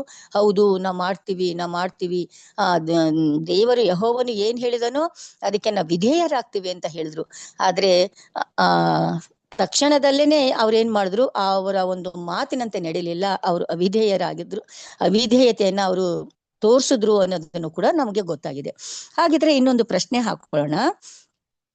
ಇವತ್ತು ದೇವರಿಗೆ ಗೊತ್ತಿತ್ತು, ನಾನು ಇಷ್ಟೇ ಹೇಳಿದ್ರು ಕೂಡ ಇವರು ಮತ್ತೆ ನನ್ಗೆ ಅವಿಧೇಯರಾಗ್ತಾರೆ ಅಂತ ಗೊತ್ತಿದ್ರು ಕೂಡ ಇಲ್ಲಿ 3 ಸಾರಿ ಮೋಶೆಗೆ ಹೇಳ್ತಕ್ಕಂಥ ಒಂದು ಮಾತು, ನೀನು ಹೋಗು, ಅವ್ರಿಗೆ ನನ್ಗೆ ಆಗ್ಲಿಕ್ಕೆ ನೀನ್ ಹೇಳು, ಈ ನಿಬಂಧನೆಯನ್ನ ಓದು ಅಂತ ಯಾಕೆ ಹೇಳಿದ್ರು ಅಂತ ಹೇಳುವಾಗ ಇದರ ಮೂಲಕ ಇವತ್ತು ಸ್ವಾಮಿ ನಮ್ಗೆ ಎಚ್ಚರಿಕೆಯನ್ನ ಕೊಡ್ಲಿಕ್ಕೆ ಹೋಗ್ತಾ ಇದ್ದಾನೆ. ದೇವರಿಗೆ ಗೊತ್ತಿತ್ತು, ಅವ್ರ ಪ್ರಾರಂಭದಿಂದಲೂ ಕೂಡ ಈ ಜನಗಳು ಏನ್ ಮಾಡ್ತಾ ಇದ್ದಾರೆ? ನನ್ಗೆ ವಿಧೇಯರಾಗ್ತಾ ಇಲ್ಲ ಇದು, ಯಾಕೆಂದ್ರೆ ಅವರ ಹುಟ್ಟಿನಿಂದ ಬಂದಿರ್ತಕ್ಕಂಥ ಈ ಒಂದು ಪಾಪ ಅಂತಕ್ಕಂಥದ್ದು ನನ್ಗೆ ವಿಧೇಯರಾಗೋದ್ರಲ್ಲಿ ಸೋಲ್ತಾ ಇದ್ದಾರೆ. ಆದ್ರೆ ಆದಾಗ್ಯೂ ಕೂಡ ಅವ್ರು ಏನಂತ ಹೇಳ್ತಾರೆ? ಹೌದು, ನಾವು ವಿಧೇಯರಾಗ್ತೀವಿ, ನೀನ್ ಹೇಳ್ದಂತೆ ಅನುಸರಿಸಿ ನಡೀತೀವಿ, ನೀನ್ ಹೇಳ್ದದನ್ನೇ ನಾವು ಪಾಲಿಸ್ಕೊಂಡು ಹೋಗ್ತೀವಿ ಅಂತಕ್ಕಂಥ ಎಲ್ಲಾ ಮಾತುಗಳನ್ನ ಹೇಳಿದ್ರು ಹೇಳ್ತಾ ಇದ್ದಾರೆ. ಆದ್ರೆ ನಿಜವಾಗ್ಲೂ ಕೂಡ ಅದನ್ನ ಕಾರ್ಯರೂಪಕ್ಕೆ ತರ್ತಾ ಇಲ್ಲ. ಇವತ್ತು ನಾವು ಕೂಡ ಏನಾಗ್ತಿದೀವಿ? ಅವ್ರಿಗಿಂತ ಏನು ಭಿನ್ನವಾಗಿ ಏನಿಲ್ಲ. ಇವತ್ತು ನಾವು ಅನ್ಕೊಂಡಿದೀವಿ ನಾವು ದೇವ್ರ ಮಕ್ಕಳು, ದೇವರು ಹೇಳ್ದಂತೆ ನಡೀತಾ ಇದ್ದೀವಿ, ದೇವ್ರ ಸುವಾರ್ತೆ ಸಾರ್ತಾ ಇದ್ದೀವಿ, ದೇವ್ರಿಗೆ ಮೊದಲನೇ ಆದ್ಯತೆಯನ್ನ ಕೊಟ್ಟಿದ್ದೀವಿ ಅಂತ ಹೇಳ್ತಾ ಇದ್ದೀವಿ. ಆದ್ರೆ ನಿಜವಾಗ್ಲೂ ಪ್ರಾಮಾಣಿಕವಾಗಿ ನಮ್ಮನ್ನ ನಾವು ಪರೀಕ್ಷೆಯನ್ನ ಮಾಡ್ಕೊಂಡಾಗ ನಾವು ಎಷ್ಟರ ಮಟ್ಟಿಗೆ ದೇವ್ರಿಗೆ ವಿಧೇಯರಾಗಿದ್ದೀವಿ, ಯಾವ ರೀತಿ ಯಾವ ವಿಚಾರಗಳಲ್ಲಿ ವಿಧೇಯತೆಯನ್ನ ತೋರಿಸ್ತಾ ಇದ್ದೀವಿ ಅನ್ನೋದನ್ನ ಅರ್ಥ ಮಾಡ್ಕೊಳ್ಬೇಕಾಗಿದೆ. ಅದನ್ನ ಅರ್ಥ ಮಾಡ್ಕೊಳ್ಳಿಕ್ಕೋಸ್ಕರನೇ ಸ್ವಾಮಿ ಮೊದಲನೇ ಆಗ್ದಾಗೇನೆ ಆ ಮೋಶೆಗೆ ಹೇಳಿದಂತ ಮಾತು 3 ಸಾರಿ ಆ ಒಡಂಬಡಿಕೆಯನ್ನ ಕೊಟ್ಟು ಅದನ್ನ ಓದುದಾಗ್ಲೆಲ್ಲ ಅವರು ಹೌದು ಅಂದ್ರು. ಆದ್ರೆ ಯಾವ ರೀತಿ ತಪ್ಪಿದ್ರು ಆ ರೀತಿ ತಪ್ಪೋದ್ರಿಂದ ಏನಾಗ್ತಾ ಇದೆ? ನಾವು ದೇವರ ಸನ್ನಿಧಾನಕ್ಕೆ ಹೋಗ್ಲಿಕ್ಕೆ ಸಾಧ್ಯ ಇಲ್ಲ, ದೇವರ ಜೊತೆ ಹೇಳಿದ ಮಾತಿನಂತೆ ನಡಿಲಿಕ್ಕೆ ಸಾಧ್ಯ ಇಲ್ಲ. ಇವತ್ತು ಯಾರು ಮೋಶೆಯ ರೀತಿಯಲ್ಲಿ ತಮ್ಮನ್ನೇ ತಾವು ಸಂಪೂರ್ಣವಾಗಿ ದೇವರಿಗೆ ಅರಿಕೆಯನ್ನ ಮಾಡಿ ದೇವರಿಗೆ ತಮ್ಮನ್ನ ಒಪ್ಪಿಸಿಕೊಂಡು ನಾವು ಮುಂದೆ ಹೋಗ್ತೀವೋ ಆವಾಗ ತಾನೇ ಈ ಸೋಲ್ ವಿನ್ನಿಂಗ್ ಅಂತಕ್ಕಂಥದ್ದು ನಮ್ಮಿಂದ ಜರುಗಲಿಕ್ಕೆ ಸಾಧ್ಯ ಆಗ್ತಾ ಇದೆ. ನನ್ನನ್ನ ಇವತ್ತು ಇಲ್ಲಿ ಒಂದು ಸುವಾರ್ತೆಯ ಸಾಧನವಾಗಿ ಸುವಾರ್ತೆಯ ಮಹತ್ವವನ್ನ ತಿಳಿಸ್ತಾ ಜನರನ್ನ ಗೆಲ್ಲಬೇಕು ಅಂತಕ್ಕಂಥ ಒಂದು ಭಾವನೆ, ಆ ಒಂದು ಉತ್ಕಟವಾದ ಆಸೆ ಆವಾಗ ತಾನೇ ಬರ್ಲಿಕ್ಕೆ ಸಾಧ್ಯ. ಹಾಗಾಗಿ ಅಂಥವರು ತಾನೇ ದೇವರನ್ನ ಹತ್ತಿರದಿಂದ ಹೋಗಿ ನೋಡ್ಲಿಕ್ಕೆ ಸಾಧ್ಯ. ನಮ್ಮ ಪ್ರತಿದಿನದ ಒಂದು ಜೀವಿತದ ಒಂದು ಬೆಳವಣಿಗೆಯಲ್ಲಿ ನಾವು ದೇವರ ವಾಕ್ಯದ ಮೂಲಕ ನಮ್ಮನ್ನು ನಾವು ಪರೀಕ್ಷೆ ಮಾಡ್ಕೊಳ್ಬೇಕಾಗಿದೆ. ನಮ್ಮ ಜನರಿಗೆ ಸತ್ಯವನ್ನ ತಿಳಿಸ್ತಾ ಅವರನ್ನು ಕೂಡ ಈ ದೇವರ ಬಳಿಗೆ ತರುವಂತ ಒಂದು ಕಾರ್ಯವನ್ನ ನಾವು ಮಾಡ್ಬೇಕಾಗಿದೆ. ಇನ್ನೊಂದು ಉದಾಹರಣೆಗೆ ನಾವು ಪೌಲನನ್ನ ತೆಗೆದುಕೊಳ್ಬಹುದು. ಇವತ್ತು ಪೌಲನು ಕೂಡ ರೋಮಾಪುರ 9ನೇ ಅಧ್ಯಾಯದಲ್ಲಿ ಹೇಳ್ಕೊಳ್ತಾ ಇದ್ದಾನೆ, ನನಗೆ ನನ್ನ ಹೃದಯದಲ್ಲಿ ಎಡೆಬಿಡದ ವೇದನೆ ನನಗಾಗ್ತಾ ಇದೆ. ಯಾಕೆಂದ್ರೆ ಸ್ವಜನರಾಗಿರ್ತಕ್ಕಂಥ ಇವರು ಇನ್ನೂ ಕ್ರಿಸ್ತನನ್ನ ಹರಿದುಕೊಂಡಿಲ್ವಲ್ಲ. ಕ್ರಿಸ್ತನ ವಿಚಾರವನ್ನ ತಿಳಿಸೋದಕ್ಕೋಸ್ಕರ ನಾನು ಸ್ವಲ್ಪ ಕಾಲ ಆದ್ರೂ ಕ್ರಿಸ್ತನಿಂದ ಆಗಲ್ ಬಿಡ್ತೀನಿ, ನನ್ನ ಶಾಪಗ್ರಸ್ತ ಆದ್ರೂ ಚಿಂತೆ ಇಲ್ಲ, ಇವ್ರಿಗೆ ನಾನು ತಿಳಿಸ್ಬೇಕು, ಆ ಮಾರ್ಗವನ್ನ ತೋರಿಸ್ಬೇಕು ಅಂತಕ್ಕಂಥ ಆ ಒಂದು ಝೀಲ್ ಅಂತ ಹೇಳ್ತೀವಲ್ಲ, ಒಂದು ಉತ್ಕಟವಾದ ಒಂದು ಆಸೆ, ಆ ಆಸೆ ಬರ್ಲಿಕ್ಕೆ ಸಾಧ್ಯ. ಆ ಆಸೆ ಯಾವಾಗ ಬರುತ್ತೆ ಅಂತ ಹೇಳುವಾಗ, ದೇವರು ಕಳಿಸಿಕೊಟ್ಟಂತ ಪವಿತ್ರಾತ್ಮನ ಮಾತನ್ನ ನಾವು ಕೇಳ್ತಾ ಅದಕ್ಕೆ ವಿಧೇಯರಾಗ್ತಾ ದಿನನಿತ್ಯದ ಜೀವಿತದಲ್ಲಿ ನಮ್ಮ ಮಾರ್ಪಡುವಿಕೆಯನ್ನ ನಾವು ತೋರಿಸ್ತಾ ಹೋದಾಗ ತಾನೇ ನಾವು ಇತರರ ಒಂದು ಯೋಗಕ್ಷೇಮದ ಜೊತೆ, ಇತರರ ಒಂದು ಆಲೋಚನೆಗಳ ಜೊತೆ, ಇತರರಿಗೆ ಯಾವುದನ್ನ ಮಾಡ್ಬೇಕು ಅಂತಕ್ಕಂಥ ಅವರನ್ನೂ ಕೂಡ ಈ ಒಂದು ನಿತ್ಯ ರಾಜ್ಯದ ಕಡೆ ನಾವು ನಡೆಸಲಿಕ್ಕೆ ಸಾಧ್ಯ ಆಗ್ತಾ ಇದೆ. ಹಾಗಾಗಿ ಮೋಶೆಯ ಒಂದು ಅನುಭವ ಇವತ್ತು ನಮ್ಮ ಅನುಭವಗಳು ಆಗ್ಬೇಕು ಅಂತ ಹೇಳಿದ್ರೆ ಪವಿತ್ರಾತ್ಮನಿಗೆ ನಾವು ವಿಧೇಯರಾಗಿ ನಾವು ನಡೀಲಿಕ್ಕೆ ಹೋಗೋಣ. ಇಲ್ಲಿ ಮೊದಲನೇದಾಗಿ ನಾನು ಹೇಳಿದಾಗೆ, ಇವತ್ತು ಮೋಶೆಗೆ ಆದಂತ ಒಂದು ವಿಸ್ಮಯಕರವಾದ ಒಂದು ಅನುಭವ, ಆತನು ಡೈರೆಕ್ಟ್ ಆಗಿ ದೇವರನ್ನ ಸಂಧಿಸಿದ್ನು. ಎರಡನೇದಾಗಿ, ಈ ಒಂದು ಹಿರಿಯರಿಗೆ ಹತ್ತಿರ ಹೋಗಕ್ಕಾಯ್ತು, ಆದ್ರೆ ಯೇಸು ಕ್ರಿಸ್ತನ ಹತ್ತಿರ ಅಂದ್ರೆ ದೇವರ ಹತ್ತಿರ ಅವ್ರಿಗೆ ಬರ್ಲಿಕ್ಕೆ ಸಾಧ್ಯ ಇಲ್ಲ. ಇವತ್ತು ಯಾಕೆ ಅದಾಗ್ಲಿಲ್ಲ ಅಂದ್ರೆ, ಅದೇ ಅವ್ರಿಗೆ ಕೊಟ್ಟಂತ ಪವಿತ್ರಾತ್ಮನ ಜೊತೆ ದೇವರ ಜೊತೆಗಿನ ಒಂದು ಒಡನಾಟ, ದೇವರ ಜೊತೆಗಿನ ಒಂದು ಸಂಬಂಧ ಅಷ್ಟರಲ್ಲೇ ಇತ್ತು. ಬಿಡು, ನಮ್ಗೆ ಈ ದಿನದ ಒಂದು ಕಾರ್ಯ ಮುಗಿದ್ರೆ ಸಾಕು, ನನಗೆ ಕೊಟ್ಟಂತ ಈ ಕೆಲಸ ಕಾರ್ಯಗಳನ್ನ ಮುಗಿಸ್ಬಿಟ್ರೆ ಸಾಕು, ನನ್ನ ಕುಟುಂಬ, ನನ್ನ ಬದುಕು, ನನ್ನ ಜೀವನ, ಏನೋ ಊಟ ಬಟ್ಟೆ ಎಲ್ಲ ಇದೆ ಸಾಕು, ದೇವ್ರ ಸ್ತೋತ್ರ ನನಗೆ ನಡೆಸ್ತಾ ಇದ್ದೇನೆ, ಏನೋ ಒಂದಷ್ಟು ಹೇಳಿದ್ರೆ ಸಾಕು. ಇಂತಹ ಒಂದು ಭಾವನೆ ಇರ್ತಕ್ಕಂಥ ಈ ಒಂದು ಹಿರಿಯರಿಗೆ ಬೆಟ್ಟದ ತನಕ ಹೋದ್ರು, ಆದ್ರೆ ದೇವರು ಅವರೆಲ್ಲರನ್ನ ಕೂಡ ಆಶೀರ್ವದಿಸಿದ್ನು ಅನ್ನೋದನ್ನ ನಾವು ಮರಿಬಾರ್ದು. ಆದ್ರೆ ಮೋಶೆಗೆ ಹೋದಂತ ಆ ಒಂದು ಅವಕಾಶ ಇವ್ರಿಗೆ ಸಿಗ್ಲಿಲ್ಲ. ನೆಕ್ಸ್ಟ್ ಮೂರನೇದಾಗಿ, ಈ ಜನರದು ಎಷ್ಟು ವರ್ಸ್ಟ್ ಆಗಿತ್ತು ಅಂತ ಹೇಳಿದ್ರೆ, ಅವ್ರಿಗೆ ಬೆಟ್ಟವನ್ನೇ ಹತ್ಲಿಕ್ಕೆ ಅವ್ರಿಗೆ ಅವಕಾಶ ಆಗ್ಲಿಲ್ಲ. ಯಾಕೆಂತಂದ್ರೆ ಮತ್ತೆ ನಾನು ಕೀರ್ತನಗಾರನ ಒಂದು ಮಾತನ್ನ ನೆನಪಿಸ್ಲಿಕ್ಕೆ ಇಷ್ಟಪಡ್ತೀನಿ. ಮೋಶೆಗೆ ದೇವರ ಮಾರ್ಗವನ್ನ ತಿಳಿಸಿದ್ನು, ಇಸ್ರಾಯೇಲರಿಗೆ ಕೃತ್ಯಗಳು, ಇಸ್ರಾಯೇಲರಿಗೆ ಬೇಕಾಗಿದ್ದು ಯಾವುದು? ಬರೀ ಅದ್ಭುತ ಕಾರ್ಯಗಳು, ಸೂಚಕ ಕಾರ್ಯಗಳು. ಅವ್ರ ಬದುಕಿಗೆ ಈ ಒಂದು ಇಹಲೋಕದ ಈ ಒಂದು ವರ್ಲ್ಡ್ಲಿ ಬ್ಲೆಸ್ಸಿಂಗ್ಸ್ ಅಂತ ಹೇಳಲಿಕ್ಕೆ ಇಷ್ಟಪಡ್ತೀನಿ. ಈ ಪ್ರಾಪಂಚಿಕ ಒಂದು ಆಶೀರ್ವಾದ ಸಿಕ್ಬಿಟ್ರೆ ಸಾಕಪ್ಪ, ದೇವ್ರ ಮಕ್ಕಳು, ದೇವ್ರು ಇವತ್ತು ನಮ್ಮನ್ನ ಕಾಪಾಡ್ಬಿಟ್ಟಿದ್ದೇನೆ, ದೇವ್ರ ನಮ್ಗೆ ಸ್ತೋತ್ರ, ಇಷ್ಟರಲ್ಲಿ ಅವರು ಉಳಿದು ಬಿಟ್ಟಿದ್ರು. ಆದ್ರೆ ನಿಜವಾಗ್ಲೂ ಕೂಡ ದೇವರ ಒಂದು ಕ್ರಿಯೆ ಏನು, ದೇವರ ಒಂದು ನಡೆಸುವಿಕೆ ಏನು ಅನ್ನೋದನ್ನ ಅವ್ರಿಗೆ ಸಂಪೂರ್ಣವಾಗಿ ಅರ್ಥ ಮಾಡ್ಕೊಳ್ಳೋ ಕಡೆನೆ ಅವ್ರು ಹೋಗ್ಲಿಲ್ಲ. ಇವತ್ತು ಐಗುಪ್ತ ದೇಶದಿಂದ ಕಾನಾನ್ ದೇಶಕ್ಕೆ ಬರುವ ದಾರಿಯಲ್ಲಿ ದೇವರು ಪರೀಕ್ಷೆಯನ್ನ ಮಾಡ್ಲಿಕ್ಕೋಸ್ಕರ ಕೆಲವೊಂದು ಚಿಕ್ಕ ಪುಟ್ಟ ಪರೀಕ್ಷೆಗಳನ್ನ ಹೊಡೆದಾಗ್ಲೇನೆ ಇಲ್ಲಿ ಅವ್ರಿಗೆ ಅದನ್ನ ಸಹಿಸ್ಕೊಳ್ಲಿಕ್ಕೆ ಆಗ್ಲಿಲ್ಲ.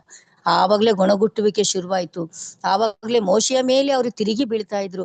ನಾವು ಅಲ್ಲಿ ಹೇಗೋ ಬದುಕ್ತಾ ಇದ್ವಿ, ಎಲ್ಲಿಂದ ಕರ್ಕೊಂಡ್ ಬಂದು ಹೀಗೆ ಬಿಟ್ಟ ಅಂತ ಹೇಳ್ಕೊಂಡೆಲ್ಲ ಮಾಡ್ತಾ ಇದ್ರು. ಅಂದ್ರೆ ಯೇಸು ಕ್ರಿಸ್ತನ ಒಂದು ಅದ್ಭುತ ಒಂದಿದ್ರೆ ಸಾಕು, ದೇವ್ರು ನಮ್ಮ ನಡೆಸ್ತಾ ಇದ್ದಾನೆ, ನಾವು ದೇವ್ರ ಮಕ್ಕಳು ಅಂತ ಹೇಳ್ತಕ್ಕಂಥ ಜನರಿಗೆ ಆ ದೇವರ ಬೆಟ್ಟವನ್ನ ಕೂಡ ಹತ್ಲಿಕ್ಕೆ ಇಲ್ಲಿ ಸಾಧ್ಯ ಆಗ್ಲಿಲ್ಲ.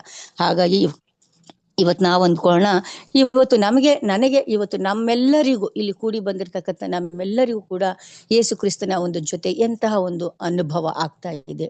ಮೋಶೆಗಿರ್ತಕ್ಕಂಥ ಒಂದು ಸಂಪೂರ್ಣವಾದ ಒಂದು ಜವಾಬ್ದಾರಿಯಿಂದ ನಾವಿದೀವ, ಅಥವಾ ಎಲ್ಲಷ್ಟು 70 ಮಂದಿ ಹಿರಿಯರು ಯಾವ ರೀತಿ ಬೆಟ್ಟವನ್ನ ಹೇರಿ ಹತ್ರ ಹೋಗ್ಲಿಕ್ಕಾಗ್ಲಿಲ್ವೋ ಅಷ್ಟರಲ್ಲಿದೀವ, ಅಥವಾ ಜನರ ತರ ಬರೀ ಈ ಲೋಕದಲ್ಲಿ ನಮ್ಗೆ ಏನೇನ್ ಬೇಕೋ ಅದೆಲ್ಲ ಸಿಕ್ಕಿದೆ, ದೇವ್ರು ಕೊಡ್ತಾ ಇದ್ದಾನೆ ಅಂತ ಹೇಳಿ ಅಲ್ಪ ತೃಪ್ತಿಯಾಗಿ ನಾವ್ ಇರ್ತಾ ಇದ್ದೀವ? ಇದನ್ನ ನಾವು ಅರ್ಥ ಮಾಡ್ಕೊಳ್ಬೇಕಾಗಿದೆ. ಇವತ್ತು ಸೇವೆಗೆ ಅಂತ ಸ್ವಾಮಿ ನಮ್ಮನ್ನ ಕರೆದಿರ್ಬೇಕಾದ್ರೆ ನಾವ್ ಏನ್ ಮಾಡ್ಬೇಕಾಗಿದೆ ಅಂದ್ರೆ ಸೇವೆಗಾಗಿ ನಿಲ್ಬೇಕಾಗಿದೆ. ಸೇವೆಗೆ ನಿಲ್ತಕ್ಕಂಥ ಪ್ರತಿಯೊಬ್ರು ಕೂಡ ಮುಖ್ಯವಾಗಿ ಬೇಕಾಗಿರ್ತಕ್ಕಂಥ ಒಂದು ಉಪವಾಸದ ಒಂದು ಪ್ರಾರ್ಥನೆ. ಬರೀ ಪ್ರಾರ್ಥನೆ ಮಾಡೋದ್ಕಿಂತ ಉಪವಾಸದ ಒಂದು ಪ್ರಾರ್ಥನೆ ಇಲ್ಲಿ ಬಲವನ್ನ ತಂದು ಕೊಡುತ್ತೆ. ಉದಾಹರಣೆಗೆ ಮೋಶೆನೇ ನೋಡ್ಬೋದು, 40 ದಿವಸ ಆತ ಅಲ್ಲಿ ಇದ್ನು ಅಂತ ಹೇಳುವಾಗ ಅಲ್ಲಿ ಆತ ಯಾವ ಊಟನೂ ಮಾಡಿರ್ಲಿಕ್ಕಿಲ್ಲ. ಅಲ್ಲಿ ಅವ್ರಿಗೆ ಊಟ ಅಂತ ಇದ್ದದ್ದು ಆ ದೇವರ ವಾಕ್ಯ ಅಂತಕ್ಕಂಥ ಊಟ ಆತನನ್ನ ಬಲಪಡಿಸಿ ಆತನಿಗೆ ಆರೋಗ್ಯವನ್ನ ಕೊಟ್ಟು ಆ ಒಂದು ಅನುಭವದಲ್ಲೇ ಆತ ಜೀವನವನ್ನ ನಡೆಸಿದ್ನ ಹೊರತು ಆತನಿಗೆ ಶಾರೀರಿಕವಾದ ರೀತಿಯಲ್ಲಿ ಯಾವುದರ ಕಡೆನೂ ಕೂಡ ಗಮನ ಇರಲಿಲ್ಲ. ಇವತ್ತು ಸ್ವಾಮಿ ಅದನ್ನೇ ಹೇಳೋದು, ನೀವು ದೇವರ ರಾಜ್ಯಕ್ಕಾಗಿ ನೀತಿಗಾಗಿ ತವಕ ಪಡ್ರಿ, ಆ ನಂತರ ನಿಮ್ಗೆ ಏನೇನ್ ಬೇಕು, ಏನ್ ಉಣ್ಬೇಕು, ಏನ್ ಕುಡಿಬೇಕು, ಉಟ್ಕೊಳ್ಬೇಕು, ತೊಟ್ಕೊಳ್ಬೇಕು, ಅದೆಲ್ಲವನ್ನ ನಾನು ಮಾಡ್ತೀನಿ ಅಂತ ಹೇಳಿರುವ ಅದೇ ದೇವರನ್ನ ಮಾತಿಗೆ ನಾವೆಷ್ಟು ಜನರು ವಿಧೇಯರಾಗ್ತಾ ಇದ್ದೀವಿ? ನಾವು ಇತರರಿಗೆ ಈ ಒಂದು ಸತ್ಯ ಸತ್ಯವನ್ನ ತಿಳಿಸ್ತಾ ಅವರಿಗೂ ಕೂಡ ದೇವರ ಬಳಿಗೆ ತರಲಿಕ್ಕೆ ಎಷ್ಟರ ಮಟ್ಟಿಗೆ ನಾವು ಕೆಲಸವನ್ನ ಮಾಡ್ತಾ ಇದ್ದೀವಿ ಅನ್ನೋದನ್ನ ಅರ್ಥ ಮಾಡ್ಕೊಳ್ಳೋಣ. ಹಾಗಾಗಿ ಸೇವೆಗಾಗಿ ನಾನಿದ್ದೀನಿ ಅಂತಕ್ಕಂಥದ್ದು, ದೇವರು ನನ್ನನ್ನು ಕೂಡ ಈ ಒಂದು ಸುವಾರ್ತೆಯ ಸಾಧನವಾಗಿ ಆರಿಸ್ಕೊಂಡಿದ್ದಾನೆ ಅಂತ ಹೇಳುವಾಗ ಈ ಒಂದು ಉಪವಾಸದ ಒಂದು ಪ್ರಾರ್ಥನೆ ಅತ್ಯಂತ ಮುಖ್ಯವಾಗಿದೆ. ಆವಾಗ ತಾನೇ ಸೈತಾನನು ಭಯವನ್ನ ಪಟ್ಟು ದೂರ ಹೋಗ್ತಾನೆ. ದೇವರು ಒಪ್ಪಿಸಿರುವ ಕಾರ್ಯವನ್ನ ನಾವು ಪ್ರಾಮಾಣಿಕವಾಗಿ ಮಾಡಿ ದೇವರ ಬಳಿಗೆ ಹೋಗ್ಲಿಕ್ಕೆ ಸಾಧ್ಯ. ಉದಾಹರಣೆಗೆ ಯೇಸು ಕ್ರಿಸ್ತನನ್ನೇ ನಾವು ನೋಡ್ಬೋದು. ಈ ಭೂಲೋಕದಲ್ಲೇ ಮನುಷ್ಯನಾಗಿ ಹುಟ್ಟಿ ಬಂದಂತ ಆ ಸಂದರ್ಭದಲ್ಲಿ ಆತನು ಕೂಡ ಉಪವಾಸದ ಒಂದು ಪ್ರಾರ್ಥನೆ, ಆತನು ಕೂಡ ಅದು 40 ದಿನ. ಇಲ್ಲಿ ಮೋಶೆ ಹೇಗೆ 40 ದಿನ ಹಗಲಿರುಳು ದೇವರ ಸನ್ನಿಧಾನದಲ್ಲಿ ಇದ್ನೋ, ಹಾಗೇನೆ ಯೇಸು ಕ್ರಿಸ್ತನು ಕೂಡ ಉಪವಾಸವನ್ನ ಮಾಡಿದ ನಂತರವೇ ಇಲ್ಲಿ ಸೇವೆಗೆ ತನ್ನನ್ನು ತಾನು ತೊಡಗಿಸ್ಕೊಂಡದು. ಹಾಗಾಗಿ ಸೇವೆ ಮಾಡ್ತಕ್ಕಂಥ ನಾವುಗಳು ಈ ಒಂದು ಉಪವಾಸದ ಒಂದು ಪ್ರಾರ್ಥನೆ ಮಾಡಿ ಆತ್ಮಗಳನ್ನ ಗೆಲ್ಲುವ ಕಡೆ ನಮ್ಮ ಗಮನವನ್ನ ಇಟ್ಟು ನಾವು ಕೂಡ ಅಂತಹ ಒಂದು ಅನುಭವ ಪಡಿಲಿಕ್ಕಾಗುವ ರೀತಿಯಲ್ಲಿ ನಾವು ಮಾಡ್ಕೊಳ್ಳೋಣ. ಹಾಗಾಗಿ ಅನುಭವ ಅಂದ ತಕ್ಷಣ ಅನುಭವಗಳಲ್ಲಿ ಬೇರೆ ಬೇರೆ ರೀತಿ ಇದೆ. ಆ ಅನುಭವ ಅಂತಕ್ಕಂಥದ್ದು ದೇವರ ಜೊತೆಯ ಸಂಬಂಧದಲ್ಲಿ ಆ ಅನುಭವ ಅಡಕವಾಗಿದೆ. ಈಗ ಮೋಶೆಗೆ ಸಿಕ್ಕಂತ ಅನುಭವ ಹಿರಿಯರಿಗೆ ಸಿಗ್ಲಿಲ್ಲ, ಹಿರಿಯರಿಗೆ ಸಿಕ್ಕದಂತ ಅನುಭವ ಜನರಿಗೆ ಸಿಗ್ಲಿಲ್ಲ. ಹಾಗಾಗಿ ಇವತ್ತು ನನಗೆ ಎಂತಹ ಅನುಭವ ಆಗಿದೆ, ನನ್ನ ಬದುಕಿನಲ್ಲಿ ನಾನು ಎಷ್ಟರ ಮಟ್ಟಿಗೆ ದೇವರಿಗೆ ಒಂದು ಮೊದಲನೇ ಆದ್ಯತೆಯನ್ನ ಕೊಟ್ಟು ನಾನು ಆತ್ಮಗಳನ್ನ ಗೆಲ್ಲುವ ಕಾರ್ಯದಲ್ಲಿ ನನ್ನನ್ನು ನಾನು ತೊಡಗಿಸ್ಕೊಂಡಿದ್ದೀನಿ ಅನ್ನೋ ಪ್ರಶ್ನೆಯನ್ನ ಹಾಕೋಣ. ಪವಿತ್ರಾತ್ಮನು ನಮ್ಮೆಲ್ಲರ ಹೃದಯದಲ್ಲಿ ಕಾರ್ಯವನ್ನ ಮಾಡ್ತಾ ಇದ್ದಾನೆ. ಪವಿತ್ರಾತ್ಮನ ಮೆಲುದನಿಗೆ ನಾವು ಎಚ್ಚೆತ್ತು ದೇವರಿಗೆ ವಿಧೇಯರಾಗಿ ಆ ಒಂದು ಜನರಿಗೆ, ಆ ಇಸ್ರಾಯೇಲ್ ಜನರಿಗೂ, ಆ 70 ಮಂದಿ ಹಿರಿಯರಿಗೂ ಹಾಗೂ ಮೋಶೆಗೆ ಸಿಕ್ಕದಂತ ಅನುಭವದಲ್ಲಿ ನನ್ನ ಅನುಭವ ಎಲ್ಲಿದೆ, ಹಾಗಿದ್ರೆ ನಾನು ಏನ್ ಮಾಡ್ಬೇಕು ಅಂತಕ್ಕಂಥ ಆಲೋಚನೆಯ ಮೂಲಕ ಪ್ರಾರ್ಥನಾ ಪೂರ್ವಕವಾಗಿ ನಾವು ಕೂಡ ಈ ಒಂದು ಸುವಾರ್ಥ ಸೇವೆಗೆ ನಮ್ಮನ್ನ ನಾವು ಒಪ್ಪಿಸಿಕೊಡುತ್ತಾ ಬದುಕುವಂತೆ ದೇವರು ನಮ್ಮನ್ನ ನಡೆಸಲಿ. ದೇವರ ನಮಗೆ ಸ್ತೋತ್ರವಾಗ್ಲಿ. ಆಮೀನ್.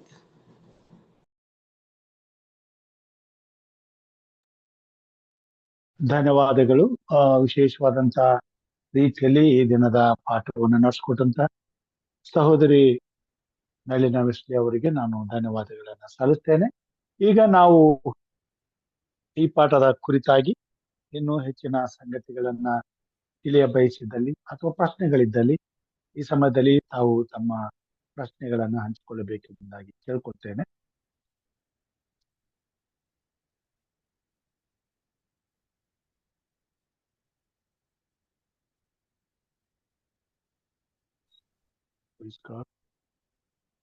ಇಲ್ಲವಾದಲ್ಲಿ ನಾವು ಪ್ರಾರ್ಥನೆಗೆ ಹೋಗೋಣ.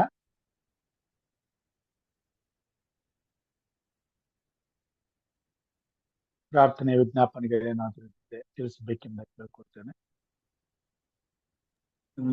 ಪ್ರಾರ್ಥನೆ ಮಾಡಿ ಸರ್. ಸಹೋದರ KP ರವಿ ಅವರ ಕುಟುಂಬ ಹಾಗೂ ಅವರು ಬ್ಯಾಂಕ್ ಲೋನ್ಗಾಗಿ ಪ್ರಯತ್ನ ಮಾಡ್ತಿರುವಾಗ ಅದಕ್ಕಾಗಿ ಪ್ರಾರ್ಥನೆ ಮಾಡೋಣ. ನಮ್ಮ ಮಗಳು ಜಾಸ್ಮಿನ್ ಜಾಸ್ಮಿನ್ಗೋಸ್ಕರ ಪ್ರಾರ್ಥನೆ ಮಾಡಿ ಪಾಸ್ಟರ್.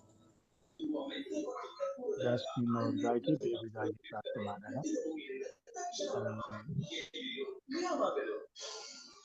ಪದ್ಮಿನಿ ಅಮ್ಮಗಳಿಗೋಸ್ಕರ ಪ್ರಾರ್ಥನೆ ಮಾಡೋಣ. ಪ್ರಾರ್ಥನೆ ಮಾಡೋದನ್ನ ತಿಳಿಸ್ಕೊಡ್ತೇನೆ. ಚಿನ್ನಪ್ಪ ಸಾತ್ವಿಕ್ ಅವರು ಪ್ರಾರ್ಥನೆ ಮಾಡ್ಬೇಕೆಂದು ಕೇಳ್ಕೊಡ್ತೇನೆ. ಚಿನ್ನಪ್ಪ ಸಾತ್ವಿಕ್ ಇದ್ದೀರಾ?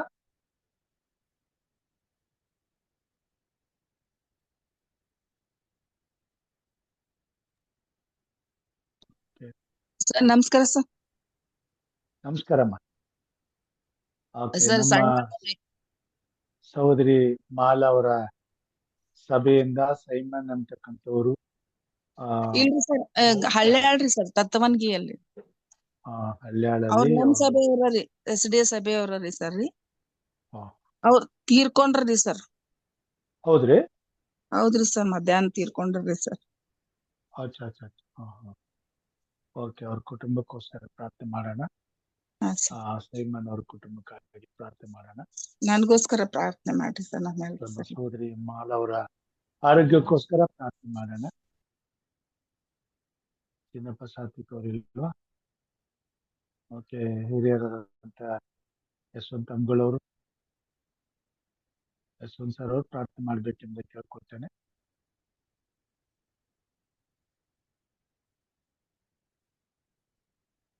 ಯಶವಂತ್ ಸರ್ ಪ್ರಾರ್ಥನೆ ಮಾಡಿ. ಕೆಲವೊಂದು ವಿಜ್ಞಾಪನೆಗಳಿವೆ, ಅವುಗಳನ್ನ ನೆನ್ಪು ಮಾಡ್ಕೊಳ್ರಿ. ನೆನಪಾಗ್ಲಿಲ್ಲ ಅಂದ್ರೆ ನಾನು ಹೇಳ್ತೇನೆ.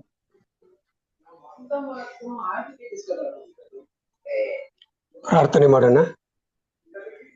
ನಮ್ಮನ್ನು ಬಹಳವಾಗಿ ಪ್ರೀತಿ ಮಾಡಿದಂತಹ ನಮ್ಮ ಸರ್ವಶಕ್ತನಾದ ತಂದೆಯಾದಂತಹ ದೇವರೇ, ನಿನ್ನ ನಾಮಕ್ಕೆ ಅನಂತ ಸ್ತೋತ್ರ ಸಲ್ಲಿಸುವರಾಗಿದ್ದೇವೆ ಕರ್ತನೆ. ಬೆಳಗಿನಿಂದ ಇಲ್ಲಿವರೆಗೆ ನಮ್ಮೆಲ್ಲರನ್ನು ನೀನು ಅದ್ಭುತವಾಗಿ ನಡೆಸಿ, ನಮ್ಮ ಕೆಲಸಗಳಲ್ಲಿ ನಮ್ಮ ಪ್ರಯಾಣಗಳಲ್ಲಿ ನೀನಿದ್ದು ಯಾವ ಅಪಾಯಗಳು ಅಪಘಾತಗಳು ಯಾವ ತರವಾದಂತಹ ನೋವುಗಳು ಕಾಯಿಲೆಗಳು ಬಂದಾಗ ಕೂಡ ಅವುಗಳಿಂದ ನಮ್ಮೆಲ್ಲರನ್ನ ನೀನು ಪಾರು ಮಾಡಿ ಈ ಸಾಯಂಕಾಲದಲ್ಲಿ ಸಬ್ಬತ್ ಶಾಲೆ ಪಾಠದಲ್ಲಿ ಭಾಗವಹಿಸಿ ಇವತ್ತಿನ ದಿನದ ಪಾಠವನ್ನ ಉತ್ತಮ ರೀತಿಯಿಂದ ಹೇಳಿಕೊಟ್ಟಿರ್ತಕ್ಕಂಥ ಮಗಳನ್ನು ಕೂಡ ವಿಶೇಷವಾಗಿ ನೀನು ಆಶೀರ್ವದಿಸು ಸ್ವಾಮಿ. ಕರ್ತನೆ, ಆ ಪಾಠಗಳನ್ನು ಬರೀ ಒಂದು ಕಿವಿಯಿಂದ ಕೇಳಿ ಇನ್ನೊಂದು ಕಿವಿಯಿಂದ ಬಿಡದ ರೀತಿಯಲ್ಲಿ ಆ ವಾಕ್ಯಗಳನ್ನು ನಮ್ಮ ಜೀವನದಲ್ಲಿ ಅಳವಡಿಸಿಕೊಂಡು ಆ ವಾಕ್ಯಗಳ ಪ್ರಕಾರ ನಡೆಯುವಂತ ಒಂದು ಭಾಗ್ಯವನ್ನ ನಮ್ಮೆಲ್ಲರಿಗೆ ದಯಪಾಲಿಸಿಕೊಡಬೇಕಾಗಿ ನಿನ್ನನ್ನು ಕೇಳಿಕೊಳ್ಳುತ್ತೇವೆ. ತಂದೆಯಾದಂಥ ದೇವರೇ, ಈ ಸಮಯದಲ್ಲಿ ವಿಶೇಷವಾಗಿ ನಮಗೋಸ್ಕರ ಪ್ರಾರ್ಥನೆ ಮಾಡಿ ಅಂತ ಕೇಳಿಕೊಂಡಂತಹ ಮಕ್ಕಳನ್ನ ನೀನು ಬಲ್ಲವನಾಗಿದ್ದಿ ಸ್ವಾಮಿ. ಕರ್ತನೆ, ನೀನೇ ಪ್ರತಿಯೊಬ್ಬೊಬ್ಬರು ನೀನು ಮುಟ್ಟು. ವಿಶೇಷವಾಗಿ ಈ ಸಮಯದಲ್ಲಿ KP ರವಿ ಅವರಿಗೋಸ್ಕರ ನಾವು ಪ್ರಾರ್ಥನೆ ಮಾಡೋರಾಗಿದ್ದೇವೆ ಕರ್ತನೆ. ಅವರಿಗೆ ಬೇಕಾಗಿರತಕ್ಕಂಥ ಎಲ್ಲ ಅವಶ್ಯಕತೆಗಳನ್ನ ನೀನು ಬಲ್ಲವನಾಗಿದ್ದಿ ಸ್ವಾಮಿ. ಆದಷ್ಟು ಬೇಗನೆ ಅವ್ರಿಗೆ ಬೇಕಾದಂತ ಎಲ್ಲ ಅವಶ್ಯಕತೆಗಳನ್ನು ಒದಗಿಸಿಕೊಟ್ಟು ಅವರು ಸಂತೋಷದಿಂದ ಜೀವನ ಮಾಡುವಂತ ಒಂದು ಭಾಗ್ಯವನ್ನ ಅವರಿಗೆ ದಯಪಾಲಿಸಿ ಕೊಡಬೇಕಾಗಿ ನಿನ್ನನ್ನು ಕೇಳಿಕೊಳ್ಳುತ್ತೇವೆ. ಅದೇ ರೀತಿ ಲೋಕೇಶ್ ಅವರಿಗೋಸ್ಕರ, ಅವರ ಕುಟುಂಬಕ್ಕೋಸ್ಕರ, ಅವರ ಅಕ್ಕಗೋಸ್ಕರ ಪ್ರಾರ್ಥನೆ ಮಾಡುವರಾಗಿದ್ದೇವೆ ಸ್ವಾಮಿ. ಅವರನ್ನು ಕೂಡ ನೀನು ವಿಶೇಷವಾಗಿ ಮುಟ್ಟಿ ಆಶೀರ್ವದಿಸಿ ಅವರಲ್ಲಿರ್ತಕ್ಕಂಥ ಕಾಯಿಲೆಯನ್ನು ಹೋಗಲಾಡಿಸಿ ಆ ಮಗಳಿಗೆ ಬೇಕಾದಂತ ಒಳ್ಳೆ ಆರೋಗ್ಯ ಬಲವನ್ನ ಶಕ್ತಿಯನ್ನ ನಿನ್ನ ಪವಿತ್ರಾತ್ಮನ ವರವನ್ನು ಅವರ ಮೇಲೆ ಸುರಿಸಬೇಕಾಗಿ ನಿನ್ನನ್ನು ಕೇಳಿಕೊಳ್ಳುತ್ತೇವೆ. ಅದೇ ರೀತಿ ವಿಶೇಷವಾಗಿ ಮಾಲಾ ಅವರ ಕುಟುಂಬಕ್ಕೋಸ್ಕರ ಪ್ರಾರ್ಥನೆ ಮಾಡುವರಾಗಿದ್ದೇವೆ ಕರ್ತನೆ. ಮಗಳನ್ನ ವಿಶೇಷವಾಗಿ ನೀನು ಮುಟ್ಟು ಸ್ವಾಮಿ. ಅವ್ರು ಮಾಡುವಂತ ಕೆಲಸಗಳಲ್ಲಿ ಅವ್ರು ಹೋಗೋನು ಬರೋನಲ್ಲಿ ಕೂಡ ನೀನಿದ್ದು ಅವರನ್ನು ನಡೆಸಬೇಕಾಗಿ ನಿನ್ನನ್ನು ಕೇಳಿಕೊಳ್ಳುತ್ತೇವೆ. ಎಲ್ಲಾ ಕುಂದು ಕೊರತೆಗಳನ್ನ ಎಲ್ಲಾ ನೋವುಗಳನ್ನ ನೀನು ಬಲ್ಲವನಾಗಿದ್ದಿ ಸ್ವಾಮಿ. ಅವರಿಗೆ ಬೇಕಾದಂತ ಎಲ್ಲಾ ಸಹಾಯಗಳನ್ನು ಒದಗಿಸಿಕೊಟ್ಟು ಅವರು ಕೂಡ ನಿನ್ನ ಭಯಭಕ್ತಿಯಲ್ಲಿ ನಿನ್ನ ಹೆಜ್ಜೆಯಲ್ಲಿ ನಡೆದು ನಿನಗೆ ಸಾಕ್ಷಿ ಮಕ್ಕಳಾಗಿ ಜೀವಿಸುವಂತ ಒಂದು ಭಾಗ್ಯವನ್ನ ಅವರಿಗೆ ದಯಪಾಲಿಸಿ ಕೊಡಬೇಕಾಗಿ ನಿನ್ನನ್ನು ಕೇಳಿಕೊಳ್ಳುತ್ತೇವೆ. ಅದೇ ರೀತಿ ಪ್ರೇಮ್ನಾಥ್ ಕೋಲ್ಕರ್ ಅವರ ಕುಟುಂಬಕ್ಕೋಸ್ಕರ ಪ್ರಾರ್ಥನೆ ಮಾಡುತ್ತೇವೆ ಕರ್ತನೆ. ಆ ಕುಟುಂಬನ ವಿಶೇಷವಾಗಿ ಮುಟ್ಟು ಸ್ವಾಮಿ. ಆ ಕುಟುಂಬದಲ್ಲಿ ಇರತಕ್ಕಂಥ ಕುಂದು ಕೊರತೆಗಳನ್ನ, ಅವರ ನೋವುಗಳನ್ನ, ಅವರ ಕಷ್ಟಗಳನ್ನ ನೀನು ಬಲ್ಲವನಾಗಿದ್ದಿ ಸ್ವಾಮಿ. ಪ್ರತಿನಿತ್ಯವೂ ನಮಗೋಸ್ಕರ ಪ್ರಾರ್ಥನೆ ಮಾಡಿ ಅಂತ ಕೇಳುವಂತಹ ಸಮಯದಲ್ಲಿ ಸ್ವಾಮಿ, ನೀನೇ ಆ ಕುಟುಂಬನ ವಿಶೇಷವಾಗಿ ಮುಟ್ಟಿ ಆಶೀರ್ವದಿಸಿ ಅವರಿಗೆ ಬೇಕಾದಂತ ಎಲ್ಲ ವರಗಳನ್ನ ನೀನು ಒದಗಿಸಿಕೊಟ್ಟು ಅವರನ್ನ ನಡೆಸಬೇಕಾಗಿ ನಿನ್ನನ್ನು ಕೇಳಿಕೊಳ್ಳುತ್ತೇವೆ. ಇನ್ನು ವಿಶೇಷವಾಗಿ ರಾಜೇಶ್ವರಿ ಅವರ ಕುಟುಂಬಕ್ಕೋಸ್ಕರ, ಅವರ ಮಗಳಿಗೋಸ್ಕರ, ಮಗುಗೋಸ್ಕರ ಪ್ರಾರ್ಥನೆ ಮಾಡೋರಾಗಿದ್ದೇವೆ ಕರ್ತನೆ. ಆ ಕುಟುಂಬವನ್ನು ವಿಶೇಷವಾಗಿ ಆಶೀರ್ವದಿಸಿ ಸ್ವಾಮಿ. ಅವರು ಮಾಡುವಂತ ಸೇವೆಯಲ್ಲಿ ಕೂಡ ನೀನಿದ್ದು ಅವರು ಹೋಗುವಾಗಲೂ ಬರುವಾಗಲೂ ನಿನ್ನ ಪವಿತ್ರಾತ್ಮನ ಮುಖಾಂತರ ಆ ಮಗಳನ್ನ ನಡೆಸಬೇಕಾಗಿ ನಿನ್ನನ್ನು ಕೇಳಿಕೊಳ್ಳುತ್ತೇವೆ.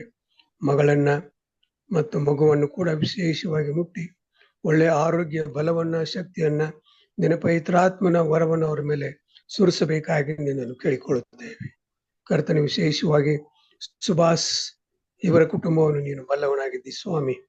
ಅವರನ್ನು ಕೂಡ ವಿಶೇಷವಾಗಿ ಆಶೀರ್ವದಿಸಿ ಸ್ವಾಮಿ.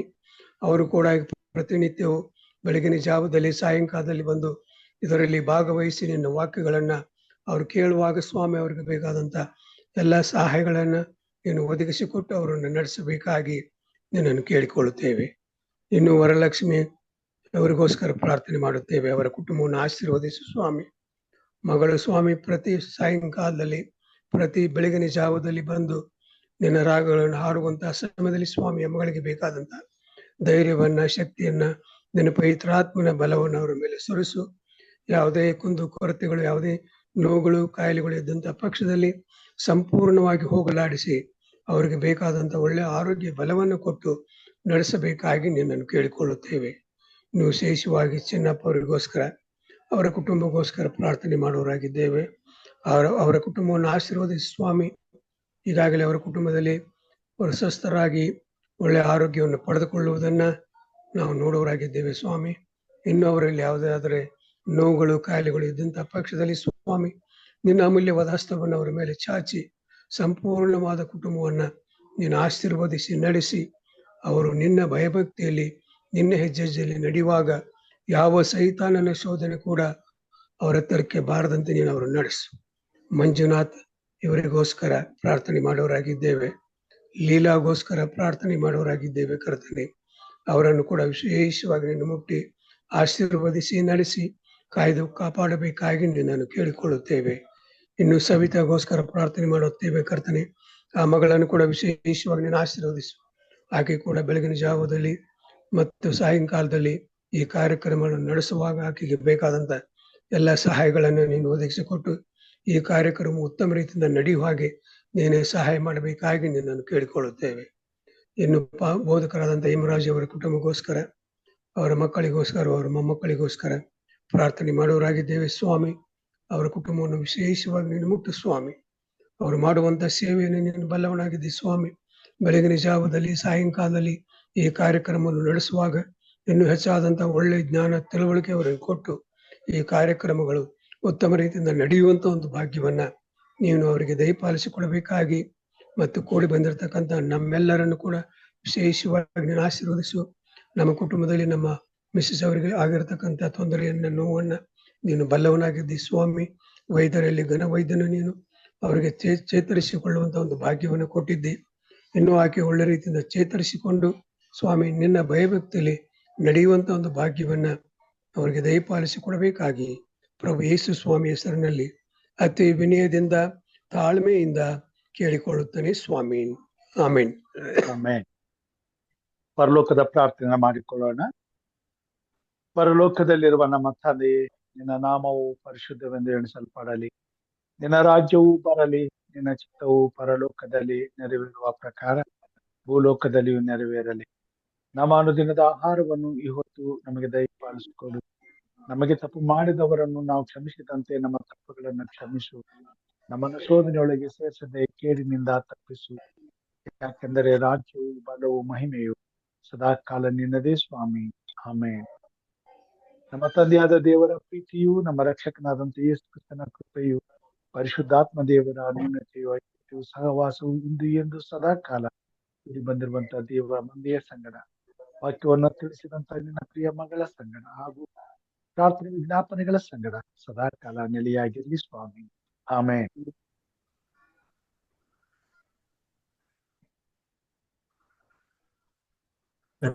ದೇವರ ನಾಮಕ್ಕೆ ಸ್ತೋತ್ರವನ್ನ ಸಲ್ಲಿಸುತ್ತಾ ಕೂಡಿ ಬಂದಂತ ಎಲ್ಲ ದೇವ ಮಂದೆಗೆ ಕರ್ತನ ಹೆಸರಿನಲ್ಲಿ ಧನ್ಯವಾದಗಳನ್ನ ಕೋರ್ತೇನೆ. ವಿಶೇಷವಾಗಿ ಈ ದಿನ ಪಾಠವನ್ನು ನಡೆಸಿಕೊಟ್ಟಂತಹ ಸಹೋದರಿ ಬೆಳ್ಳಿನ ವೆಸ್ಲಿ ಅವರಿಗೆ ವಂದನೆಗಳನ್ನ ಸಲ್ಲಿಸ್ತೇನೆ. ಆರಂಭದ ಪ್ರಾರ್ಥನೆ ಮಾಡಿದಂತ ಹಿರಿಯರಿಗೆ, ಮುಖ್ಯವಾದ ಪ್ರಾರ್ಥನೆ ಮಾಡಿದಂತ ಹಿರಿಯಂತ ಸುತ್ತಮುಲ್ ಸಾರ್ ಅವರಿಗೆ ವಂದನೆಗಳನ್ನ ಸಲ್ಲಿಸ್ತೇನೆ. ಕರ್ತನು ನಮ್ಮೆಲ್ಲರನ್ನ ಆಶೀರ್ವಾದ ಮಾಡಲಿ. ಈ ರಾತ್ರಿ ನಮಗೆ ಆರೋಗ್ಯ, ಕ್ಷೇಮ, ಸಮಾಧಾನಗಳನ್ನು ಕೊಟ್ಟು ಸುಖ ನಿದ್ರೆಯನ್ನು ದಯಪಾಲಿಸಿ ಬೆಳಿಗ್ಗೆ ಹರ್ಷದಿಂದ ಎದ್ದು ಆತನನ್ನು ಕೊಂಡಾಡುವಂತೆ ಕಾರ್ಯ ಮಾಡಲಿ ಎಂಬುದಾಗಿ ಪ್ರಾರ್ಥಿಸುತ್ತಾ ಕರ್ತನ ಕೃಪಾಸ್ತಕ್ಕೆ ನಮ್ಮೆಲ್ಲರನ್ನು ಒಪ್ಪಿಸಿಕೊಡ್ತೇನೆ. ಕರ್ತನ ಕೃಪೆ ನಮ್ಮೆಲ್ಲರ ಸಂಗಡ ಇರಲಿ. ಎಲ್ಲರಿಗೂ ಶುಭವಾಗಲಿ. ಧನ್ಯವಾದಗಳು. ಹಿರಿಕರಿಗೂ ಧನ್ಯವಾದ. ಪ್ರಾರ್ಥನೆ ಮಾಡಿದ ಹಿರಿಕರಿಗೂ ಧನ್ಯವಾದ. Thank you everyone. Thank you pastor. ಧನ್ಯವಾದ. Thank you, Pastor. Thank you, sir. Leslie Madam, thank you. Amol Pastor, thank you, Pastor. Thank you, Premnath avare. Thank you, Pastor.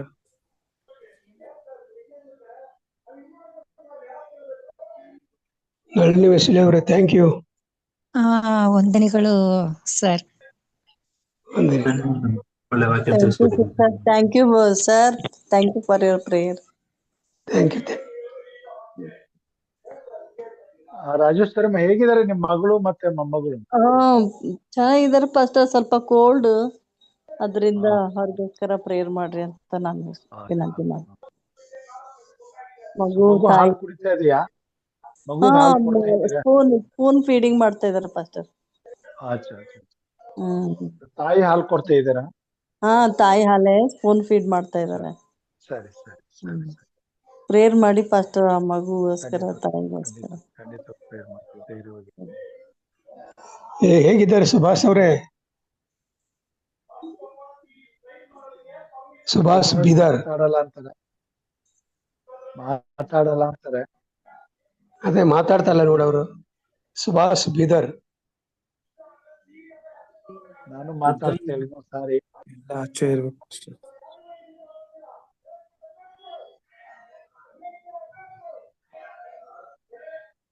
ಯಾರಿಗೆ ನ್ಯಾಯ